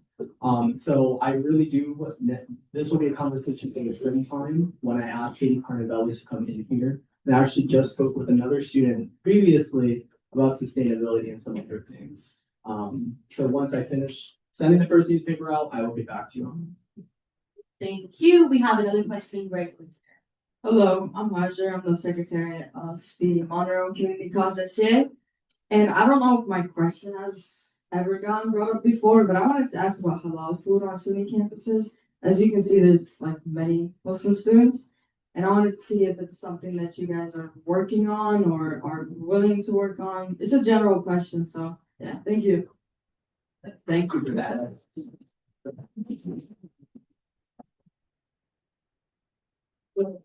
Back on my home campus at Stony Brook University, when I was a student leader there, that was a topic of conversation that was brought up over and over again that we did some work on. At the SUNY level, it isn't something that I have explored in my term, but I would definitely be open to. I mean, the way that food services works on our campus is like everything else in government, and bureaucracy is quite complicated.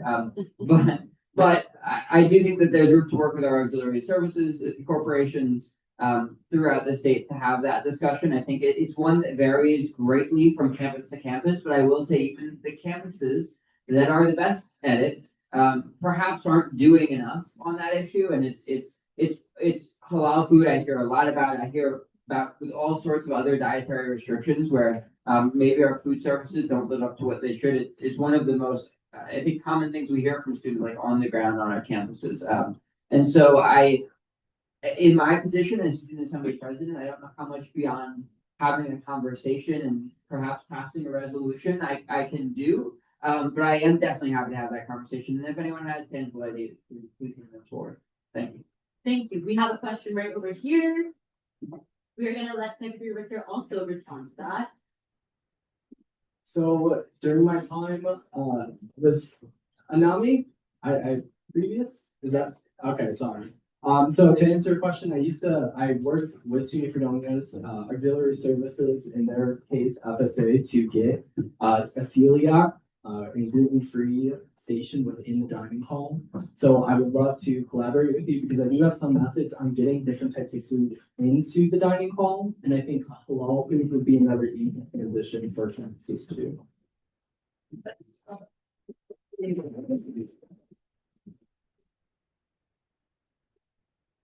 Hello, my name is Bryson Castro. I'm from SUNY Broome Community College, and I am a current senator on the student assembly. And so my question is a general question for whoever can answer this best. But and forgive me because this might seem like an ignorant question, but this is my first semester and I'm a freshman. So I'm asking this to you guys. I'm a staff person. I like processes. I mean, I need to know what this looks like. So for all of us here who's coming to you guys and saying these advocacies like, hey, I want this to be seen. What does that look like when you guys are actually in the office with legislators? How do you guys bring that up and how do you talk about it? Because as someone who actually grows up in a political background and has been in those tables, I struggle to understand how students do that because it was always adults from what I saw. So if you could just enlighten me on the process of how you guys do it and the changes that happen, how quickly it is, and the success rate that you guys have had, I would be greatly obliged.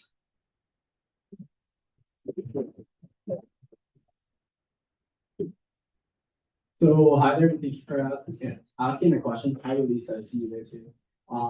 So I think in terms of, I'm gonna step away from, like legislators and stuff, because that's more up Luca's realm. But in terms of things that are actually directly on campus, such as Anami's issue over there with halal food or sustainability, that's stuff you can work on with already the government systems directly on campuses. So for her case, it would be FSA. For the Student Voices chair over there, for her case, that would be working with facilities to work on sustainability. So in terms of more student aspects and things that directly affect students, like directly at home and on their campus, you can collaborate with, say, student affairs in different departments on that campus to make change. So when I say I'm going to help change I'm going to help get halal food onto a campus, I'm going to help sustainability into action. There's many different prioritizing tasks, so it's one at a time. So right now I finished my task, and now I can take on any task at times to really help and provide support. Because I've done a lot at my time at SUNY for doing this, so I know the structure of at least a campus. Many campuses aren't dissimilar; they're all different campus to campus. But you can still remold and reshape whatever is done to support an issue, at least in terms of student affairs and student service. Okay. So am I recording it or is it recorded? It should be recorded through. I think the point you make about how often adults in the room, or almost always adults, is a really good one. Speaking about our advocacy day at the state legislature, it is a really unique opportunity. I'll tell you the exact process, right? So myself, members of my cabinet, those of us up here, we talk to you all during this conference and throughout the year when we visit campuses and meet all of you. And we hear what you need on your campuses. Usually these things that we're thinking about are budget requests that we're asking the state for money, basically. And we think about this throughout, the beginning of our terms and think about the priorities that students want. Do they want a more affordable education? Do they want more funding for the EOP program? That sort of thing. And then around this time of year, we put together an advocacy agenda. So we put together a list of things that we want the state legislature to set out. And then on February 3rd, we will, many of us on this stage, many members of the SUNY SA team, along with all of you who are invited to join us in the Capitol building in Albany. And we will schedule many meetings with legislators that day. And so if you're a student who is attending, You may have 4, 5, 6 meetings with legislators on that day, and it will be you, along with maybe 3 or 4, 2 to 4 other students, and you will go in as a group to that legislator's office, and you will sit down with them and say, we're students, this is our story, this is where we're from, what we're learning, and this is what we need to continue our education and to get the support that we need, and this is why we need it and how we need it. So really, for that day, you guys are doing the role that, in a way, what a lobbyist would do, right? You're a student lobbyist on that day, and it's not only is it a great way to advocate for ourselves, it's also a fantastic experience if you're at all interested in government, because you are doing something that students don't do very often. And so it is such a fantastic process, and I hope I'll see you there. Thank you. I also say, I worked in legislative office before, no offense to statistics, but what really sticks with these people are testimonials. So as many student stories we can bring to the Capitol as possible, the better luck we have at actually making a dent at what our goals are. So as many people as possible as we can say, oh, I'm a low independent student, I depend on staff. They want to hear these stories. We can tell them, oh, X% of people rely on X% of this in your budget. But if I go and tell them about my personal experience, they care so much more. So we hope to see you there. Thank you. The next question would be on that table. We have one hand there in the back.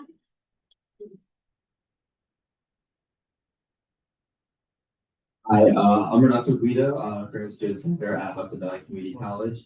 I work very closely with the Global Initiatives program for my school, and I recently learned that our international student numbers have gone up by 50%. So my question is, how is SUNY dealing with the uncertainty that perspective of current international or recently immigrated students, how to quell the problems and the uncertainty that we face currently?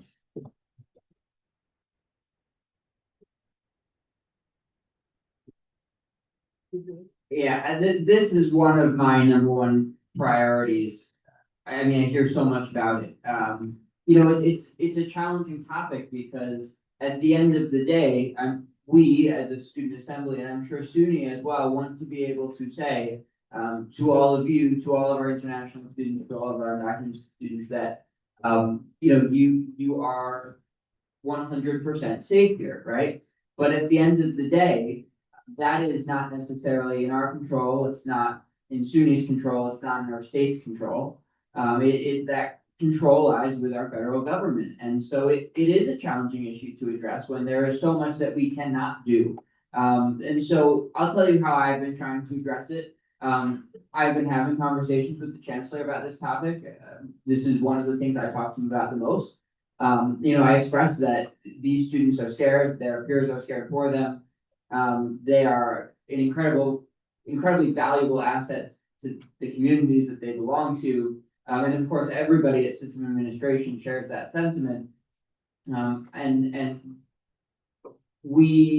hope that one day we can get to a place where our federal government is no longer attacking these individuals, but that's not where we are today. What we can do, and what I hope we will continue to do is provide support where possible. SUNY right now, as the chancellor mentioned in his video message, students who are affected by federal actions can reach out to the Department of State's Office of New Americans, who can provide referrals to free legal advice and can provide other steps and actions they can take. I am consistently pushing for more action from our state, from our system. Anything that we can do as New York State, as the SUNY system, to support these students who are affected is so incredibly important. So I continue having that conversation, and it is one of those things that is just so important. So thank you.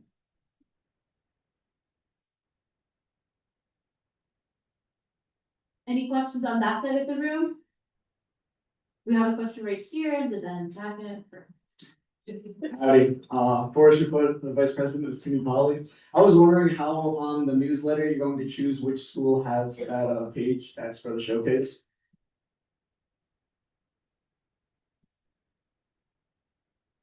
So in terms of the showcase on how that will be dealt with, I was really thinking about just the e-board will be taking a vote on which campus we really want to highlight. That way that there's some democracy to it. And it's not just me as the SUNY SA secretary putting that input, but also having the communications team also having that input. And really just coming down to the fact of, okay, which one do we think we like? Which one do we like the most? So I think instead of, for me, I would not just pick, say, SUNY Fredonia. I have a bias to SUNY Fredonia, so obviously I would not choose SUNY Fredonia. But other cabinet members might see a story from SUNY Fredonia and pick SUNY Fredonia. So I think making sure we have that process in place. Thank you. Any further questions? You have one right there. Good evening. My name is Luke Hobaika. I am medical student poly president at the School of Medicine and Environmental Sciences in Buffalo. Over the past few years, there have been changes in, I guess, Buffalo administration as it has to do with student health insurance. Previously, there was a domestic plan offered to all students, but or that, just that. The debt, that repealed. In light of recent federal changes in federal loans, with it going to be more difficult to attend a graduate school program and take more years to save up money in order to attend these programs, students are going to be entering programs at a later portion in their life, at a point when they will be off of their parent insurance and will need to find a plan of their own. Recently, Polity issued a resolution directed towards the University of Buffalo exploring the option to reinstate a domestic student health insurance plan. And my question is how SUNY SA can help guarantee that SUNY schools that are throughout the system are offered an equitable and affordable health insurance plan, especially at schools like the medical school and also different schools that require health insurance in order to remain enrolled.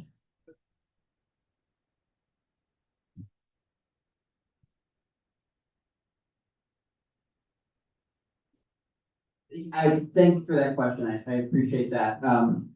Firstly, I'll say the federal action to change the guidelines for student loan borrowing as relates to graduate education and those caps is incredibly disappointing, and it hurts our students. And this is just one way it does.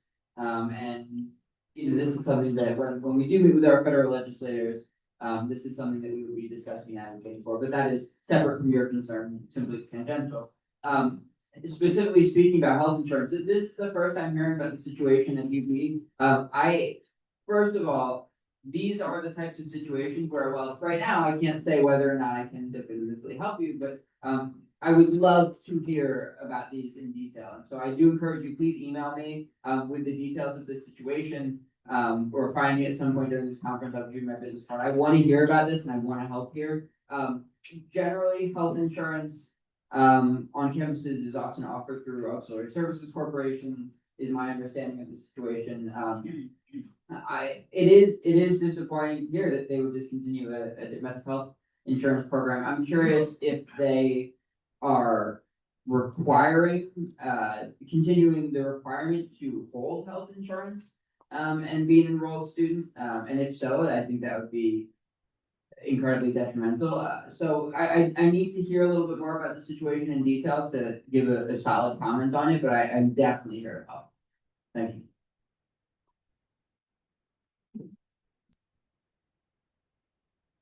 Thank you. We have another question right back there. Thank you. I'm Nelson. I'm the director of social media at Suffolk County Community College, the easternmost SUNY school in the SUNY institution. I just wanted to draw some attention back to the question the senator had over here about the legislative process and the success rate. Unless I didn't hear it, I don't believe you guys told us how successful you all were. I was reviewing the resolutions last night and I noticed that they're not for changes, but to suggest changes to the legislature and board of trustees. So I wanted to know how much success you've actually had in getting these resolutions to pass.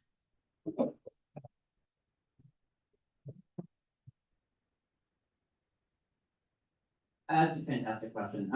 There's so many ways to go about it. I mean, the first thing I'll preface is that I've only been here for so many years. So I don't have a solid history long term with the student assembly. And I've heard many stories going back decades of amazing successes, but I don't know them well enough to repeat. What I will say, in the past few years, as I've been involved, thinking about the state legislature and actions there. Last year when I was the executive director of policy, we largely our agenda is supporting the asks that SUNY has for the state legislature. So when SUNY is asking for money to build you all a new dorm room or build you all a new research facility or classroom space, we are echoing that ask, right? And because we have a large coalition, it's us, it's the SUNY system, it's many other stakeholders advocating for this. We are generally successful, but we can't claim that win as our own, right? Because we're part of a big coalition that we're just admittedly a small part of. Now, we do also ask for very specific things, and we craft our own asks. One of my priorities this year is really making sure that we as a student assembly are standing out and asking for things that others aren't, so that we can fill a void somewhere. And so it's yet to be seen how successful we'll be in the state legislature, especially in a tough budget year. But last year, one of our key food pantry asks made the Senate one house budget. It ultimately did not make it into the enacted budget once the executive budget was reconciled, but it did make it into the Senate one house, which we were very excited about, and I hope that we can see that come across the finish line here. Now, separate, you also talked about resolutions, which many of the resolutions that we're asking for, at least in our business meeting tomorrow, will be directed towards SUNY system administration or the board of trustees. And I again, with the limited history, I think there is a lot of space for us to be successful there, right? And so when I am going about initiatives in that realm, I'm very strategic about making sure I'm trying to accomplish things that are actually achievable. And so when you heard me talk about the student activity fee change, I'm proposing that as a resolution because I am very optimistic that this is something that we can do, because I've already had the conversations with the people that will be making this decision to say, well, we've started those, I don't want to say the word negotiations, but in a way it's those conversations have already started, and this legislation that will pass is supposed to strengthen that ask, right? So I am very optimistic. I can't speak too much on the past, but we have certainly had wins in the past. Thank you. We have our final question right over here.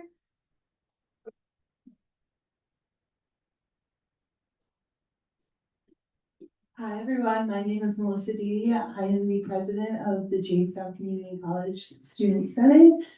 My question is based off the fact that 66% of college students at some point through their time, through their education, experience some form of sexual assault or sexual violence. That is nearly 1 in 3 students. I am a survivor. I am one of those 3 students. And as one of those 3 students, I've questioned whether I should continue my education at all. What is SUNY doing to help not only the victims of sexual assault when they're on campus, but what are they doing to continue to keep them in college and continue their education?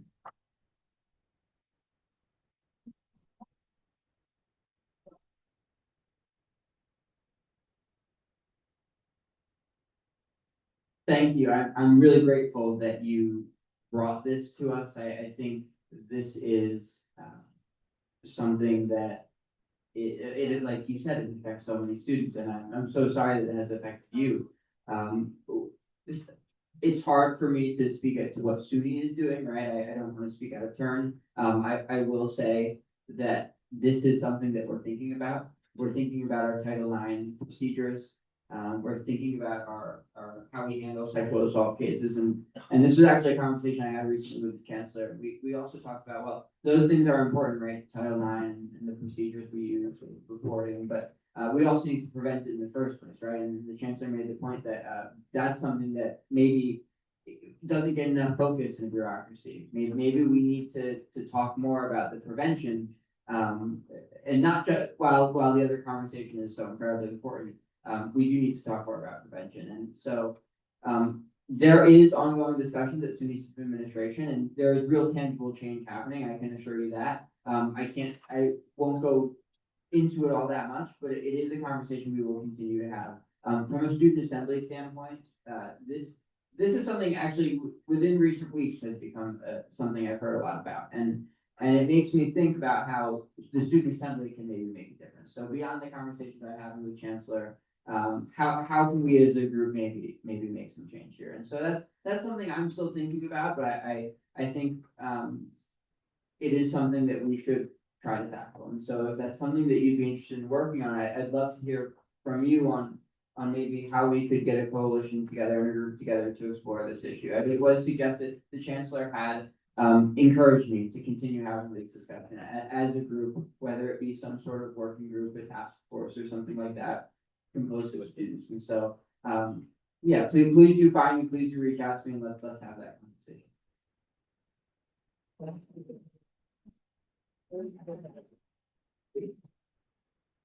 Thank you. So, there has been a slight shift in schedule, seeing the amount of people who are interested in public comment and the amount of business that we have tomorrow and possibly not getting a lot of time for public comment tomorrow. We are going to keep public comment open. And we are going to let you guys ask some more questions to the executive board members over here or to share any initiatives on your campus. So we can utilize this time over here in this room for you guys to kind of share updates with everybody. That said, how many more questions? Don't be shy. We have the room for plenty now. This excites me. So You have one right here.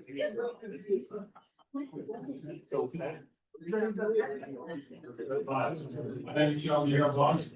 Guys, if you have questions or questions, that would be really helpful if thank you.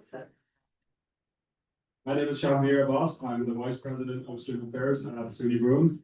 A lot of our student population is commuters, and one thing that we've struggled with is student engagement.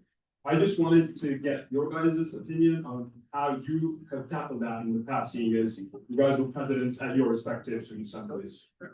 Thank you.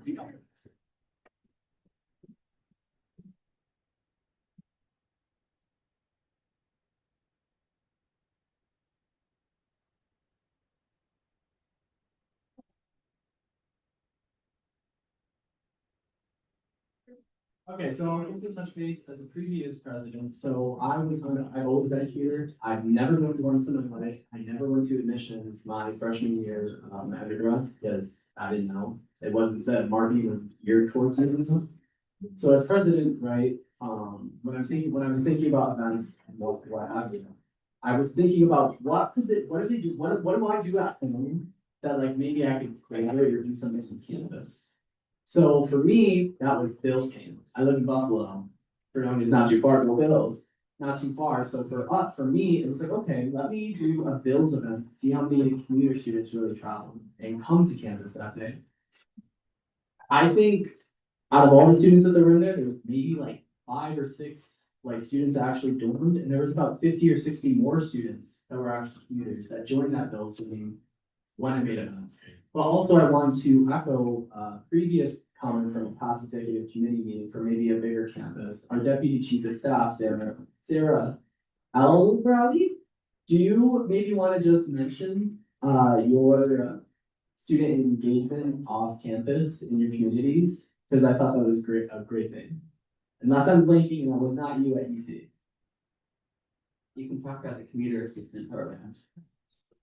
Oh, yes, so something that we've been working on specifically at Stony Brook is a commuter assistant program. So think of your resident assistants at your residence halls. So what we do is we take communities within a 10-20 mile radius of Stony Brook University, and we group them into communities, and we have commuters volunteer to be a commuter assistant. So they help give resources to students who are living off campus and help connect them to student affairs at Stony Brook University. Part of the assistance with it as well is registering parties with student affairs to minimize risk or police presence at your off-campus residence. But this effort was to help commuters feel more engaged with the university and feel that they're backed, especially when they have issues with their lease or their landlord isn't holding up with their agreement. They have a commuter assistant that is ready to back and mentor them. And I think while this program is still in the works, it's going to, when it comes to fruition, it's going to have a large impact at Stony Brook University. And I'd love to talk with you guys more to implement a similar program at your campuses for our commuter students.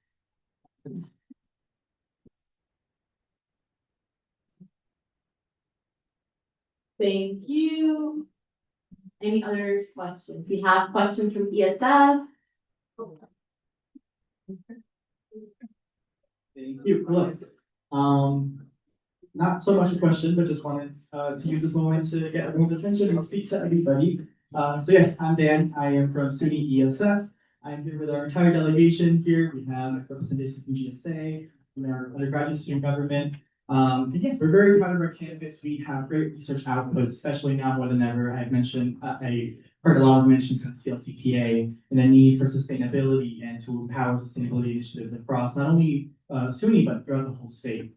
And ESF has been doing that for a long time. We have some of the greatest research output on, SUNY's institutions, and we are committed to the environment. But unfortunately, even though there is a focus and a need to focus on our environmental institutions and our environmental outputs on the CLCPA deadlines, there's been a lot of pressure from the SUNY system to stabilize our budget. And this has not only been a move on ESF, but this has been something throughout all campuses. And I would like to invite all of you to support our resolution that's coming out tomorrow.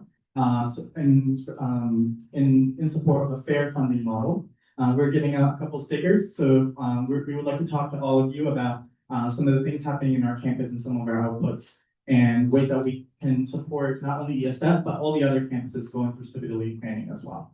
And yeah, we're gonna have a great workshop tomorrow. We hope to see you all there. I'll get a sticker. Yeah, thank you.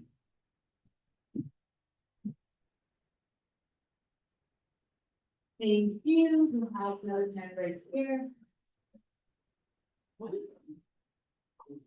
Hi, thank you. Again, my name is Brady Stewart. I'm the president for the SUNY Empire Student Government Association. This question may be kind of more for Luca, but I'm not sure who. So I'm not sure if you guys are aware, but SUNY Empire has a virtual food pantry that actually just received statewide recognition because we're one of the only universities that offer a 100% virtual food pantry. Our Student Government Association also 2 weeks ago just provided $25,000 worth of funding to this virtual food pantry during the governmental shutdown. So I guess my question would be, it seems a big focus on this administration is currently expanding on basic needs. So would SUNY SA be partnering with Empire to help develop kind of a virtual food pantry toolkit for other universities across SUNY network that would like to do this? Because while our campus is primarily remote, we're not the only one that have full remote programs.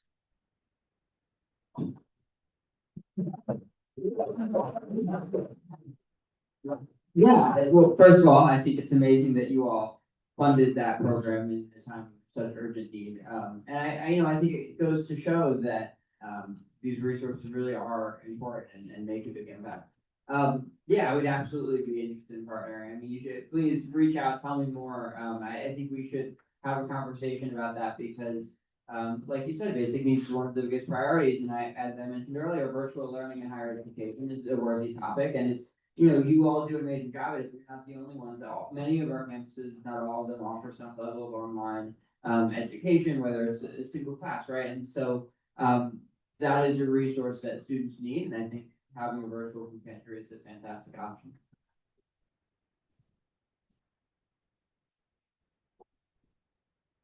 And this is also the type of thing that I really want you guys to be talking with other campuses about tomorrow as you go through your breakout sessions and you're having conversations with other student leaders. Be sure to bring up these types of concerns, this food pantries, commuters, helping other campuses realize that there are solutions to these problems is really, really helpful. And that's the reason why we're all here, is to learn from each other. And so if you know a campus that could have a virtual food pantry that you think should get on this, talk to that SGA and try and make it happen and help them out. I really want those types of things to be happening here. Thank you. Now we'll go to the back corner. I also would ask, please keep conversations to Good evening, everybody. My name is Jaden. I attend SUNY Canton. Given SUNY SA's ongoing focus on improving student mental health, is the executive board exploring any initiative or possibly exploring any initiatives to expand pet-friendly housing or opportunities for students to have pets on campus? Many students report that pets significantly improve their well-being, so I'm wondering if this is an area SUNY could consider supporting more broadly. Here at SUNY Canton, we offer for students to have dogs, cats, ferrets, mice, gerbils, and a wide amount of animals, but they do contribute a lot to students' mental health. I have 2 cats myself, and so I'm just wondering on that. Thank you.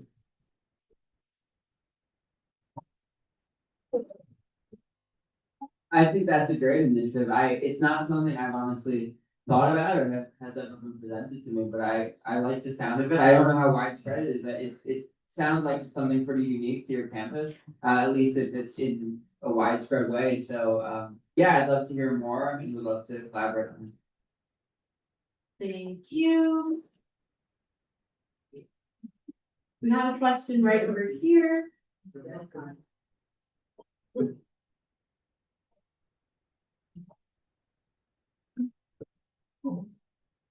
Hello, Vicky Bolsonaro, and Vice President for SJ at SUNY Global Skill. And as reviewing the representatives list, I noticed the absences of the ag tech representatives. One of those information regarding that, so how we can probably have the SUNY Global Skills going to the rebrand and being more student focused leadership aspects. Want to know what the difference is. Yes. Thank you so much for the question. And I promise you we're not, and there were a couple of different failed attempts at scheduling ag tech elections earlier, both over the summer and this semester. We failed to meet quorum, I think twice. So I'm going to direct you to our parliamentarian who will facilitate communications about vacancies in our community college reps and also in our community college caucus and also in our ag tech caucus post conference. Thank you.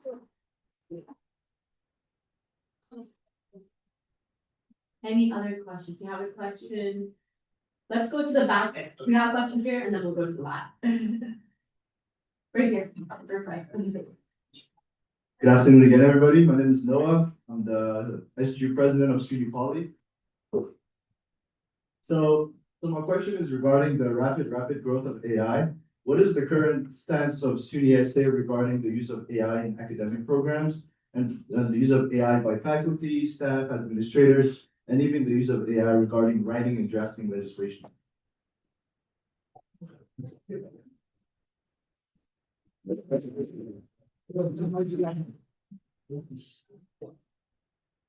Hi there, thanks for asking. Yeah, what, dude? I'm sorry, I can't see what you're checking. So to answer that question, there's always discussions about AI. In my higher ed program, the discussion of AI is surrounding, okay, students are using AI and a lot of students are using AI. And so if we push back on them, then all of them basically fail. So how can we incorporate in a way that's more helpful? So the way that I kind of understand it for at least my program in terms of legislation I'll get to, I think professionals such as say SUNY admin and other people that have the credentials of say a PhD, a master's degree, can have that leisure to use AI to help them. Currently as student leaders, we are currently still growing. So I think it would be okay to use it as kind of like a skeleton structure template for whatever we're doing, but not necessarily taking complete full drafting of legislation, because then we won't have the skills to actually write legislation versus the people that have already been doing it for ages and have the credentials for it. I think that they could have that leisure to use AI a little more than us right now because we are still learning and growing.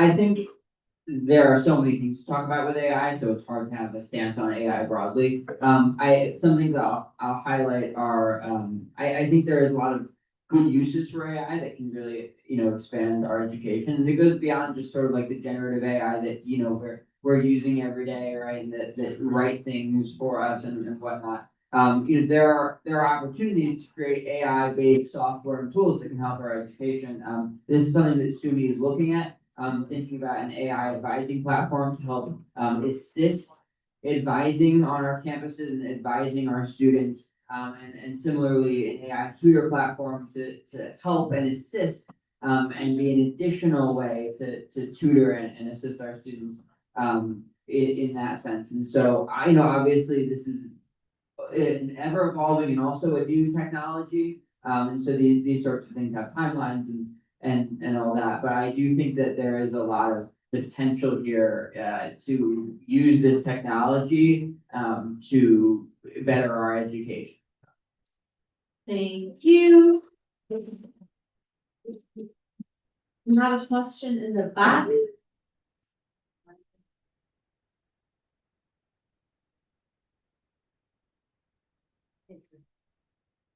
Right, so I'm Jazz Jarbeck and we are Alfred State College. I was just wondering if we could talk about the topic of transportation. How is it that we have courses and classes and things like that that require students to get from point A to point B with no assistance?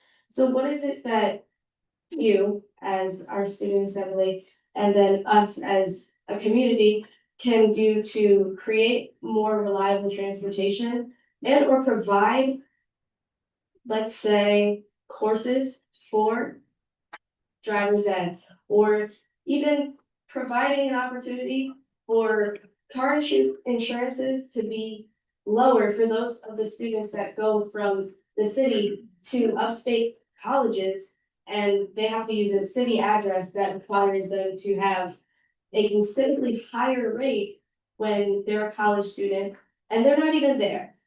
It doesn't make sense. So what is it that we can do and that you guys can actually help us initiate and move forward with? Because nursing students shouldn't be required and have their entire degree based on whether or not they can get to a clinical that they could inevitably achieve well if they could get there.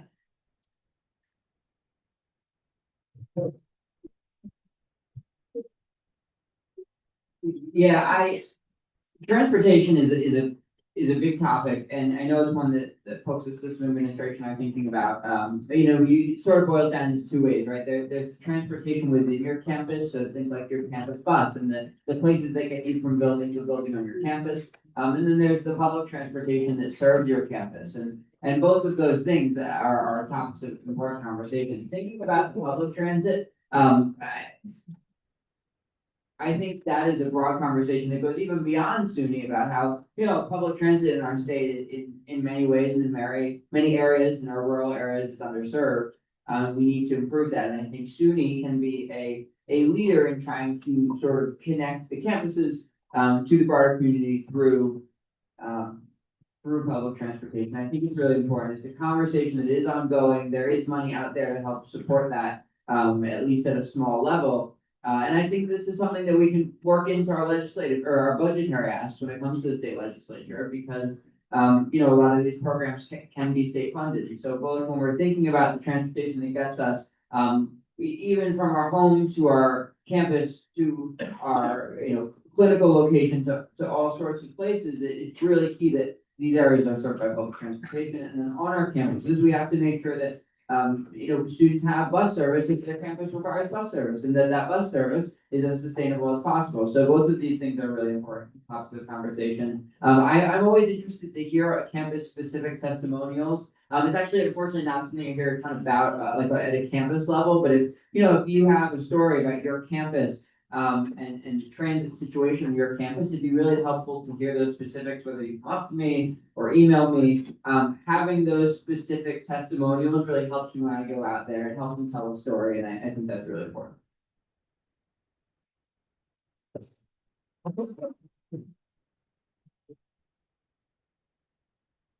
Okay, this is gonna be the last one I'm gonna respond to right now, unless it's directed at me, because my fingers are starting to hurt. So Janice, where are you in the room? Just so I can see your face. From Alfred. Oh. Okay. Hello. I couldn't see you. Hello. My sister applied to Alfred. She loves it. So to answer your question real quick, just some initiatives, because I was once going to be an RN or going for PA school, so I was constantly worried about transportation, especially to clinicals. At least at SUNY Fredonia, my time there, they had a type of partnership with the busing company to get students to places where they could go. Maybe certain days, Friday through Sunday, or whenever your clinicals are, I'm sure you can take that type of system that they currently use because the SGA funds it for your campus. And I'm pretty sure Alfred State has a pretty heavy nursing population.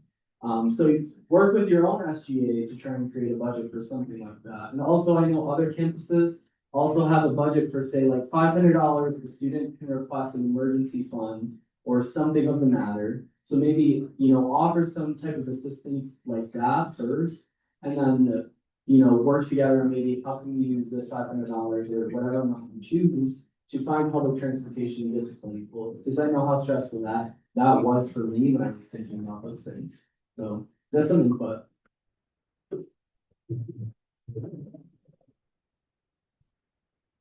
Thank you. Any further questions? We have one right there in the back.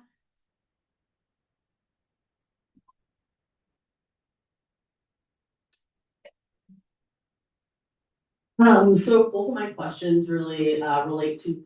Oh, so sorry. Hi guys, my name is Triana Burgos Martin from SUNY Morrisville, and now I will proceed. So I just have a couple questions about our schedule. I know we had noted, and we were really looking forward to our breakout sessions. We just wanted to see about that. And then follow up to again some of the questions and having to do. You guys had elaborated to having a affinity towards in-person meetings, and I think we have talked about the caucus meeting as well. And I'm really worried that it's just gonna get pushed off again until break, and then it will continue to get pushed down the road. So that's something I'm really worried about, and I see a lot of our fellow campuses here, again, I cannot speak to the specifics, and we talked, saying that our parliamentarian was gonna look into that, but I just really want to urge everyone that, again, we're going without representation at all. Our other caucuses have at least one representative, we have none. And we're already kind of on the bottom of the totem pole when it comes to funding and other issues like this. So I just really wanted to bring attention to this issue again.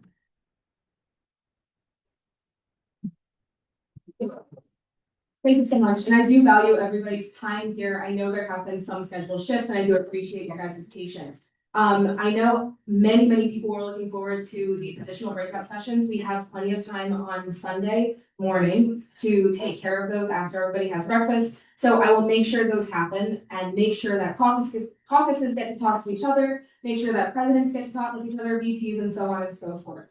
So we'll make sure that programming still happens because I know those conversations are really important to have. On the note of, do you want to respond to So as for appointments, President Rollins and I will be reaching out to you. Again, if you are interested in any positions, please feel free to reach out to President Rollins expressing your interest, whether that is one of the vacant EC positions or a vacant cabinet position. He is almost always actively looking for more people to hire. So please send him an email, copy me on there, and we'll make sure to get those seats filled as soon as we can if we are able to get the interest status. That said, any other questions?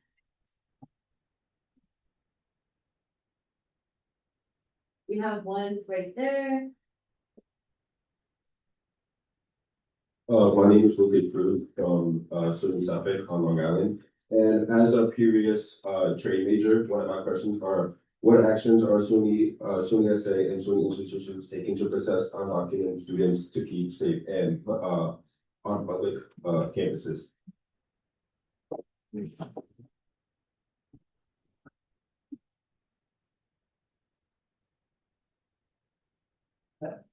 First of all, glad to see people from Suffolk here. I'm also from East Long Island, there to meet fellow Long Islanders. Great to see you guys. Long trip, I know.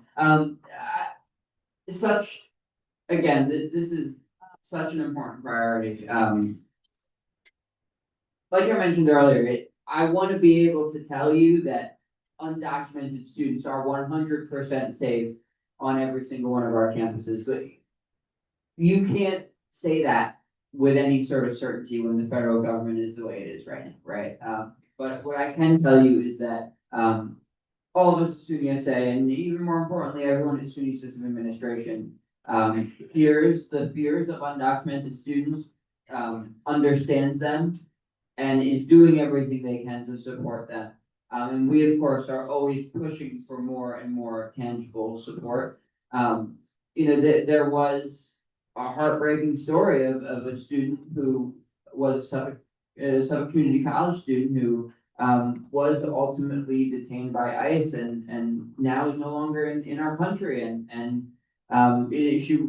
She was, when she was taken by ICE, it was off campus, it was at her home, but she was a Suffolk County Community College student. She was a member of our community, and it's just that's a heartbreaking story to hear every time something like that happens in one of our communities. And so the SUNY Student Assembly is 100% behind, every single undocumented student. And we want to make sure that nobody is being targeted just because of their status. Unfortunately, right, there's only so much that we can do, there's only so much that our state can do, but know that we are behind you, that we're constantly pushing for more tangible support. And if there are any specific cases or if there are any specific tangible supports that you'd like to see, please don't hesitate to reach out.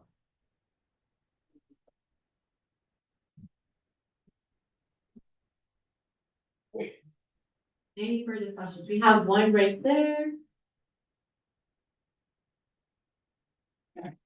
Hi, I'm Zora. I'm president of Cornell.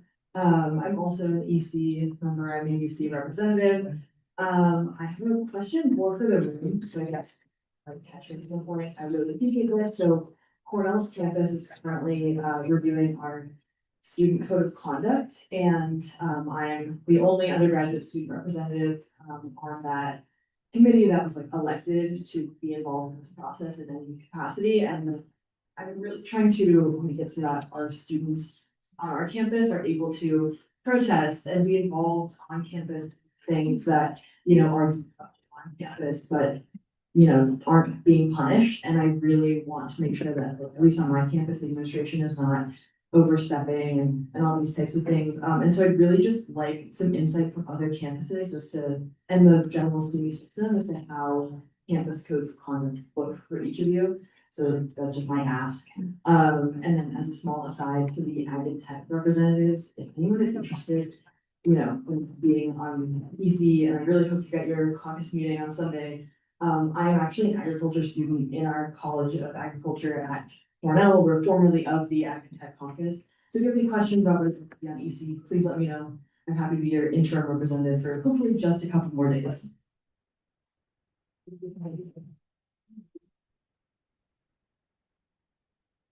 Thank you. Since this was a question for the floor, I would encourage you to find Zora after the meeting if you have an answer to your question. But if I would still take at least one hand to answer that question, if anybody is interested in sharing. No worries, feel free to find Zora after any further questions. We have one right here. Water. Hi again. I'm Melissa Beatty, president of Student Senate over at JCC. I wanted to quickly share about an initiative that recently got started over at JCC via Student Senate. And I would like to encourage all of you guys to take place in it. As some of you may or may not know, JCC has a large population of international students. Almost nearly 50% of our population, our student body, is international students. Most of these international students come from South Africa. Currently, there is a mass genocide going on in South Africa of gender-based violence against women. In the past year, it's gone up to 33%, which has affected our student body majorly. I'm asking that as many student senates on the 21st of this month take place in what is called the shutdown. The shutdown is where those who are not in South Africa post pictures of them with their teams or whoever they want in purple and turn their profile picture purple. JCC, we will be doing this. This is because this is the day before the G20 meets. With this advocacy and with this, as well as the petition that has, as of today, reached 1 million signature during the G20 meeting, they will have to address it. If you have any questions about what else you can do to help, to help raise awareness for this, please come talk to me. I would be very interested in sharing more about this because even though this isn't based within our country, this does affect so many international students over at JCC and many other SUNY schools. So please consider doing it. Tag JCC in it. JCC is all on board for this, and please tag Women for Change. That is the organization running this. And if you haven't, go to the Women for Change website and sign the petition and reach out to your student bodies and also tell them about it. Get them involved. I hope to see many of you posting on the 21st of this month. Thank you.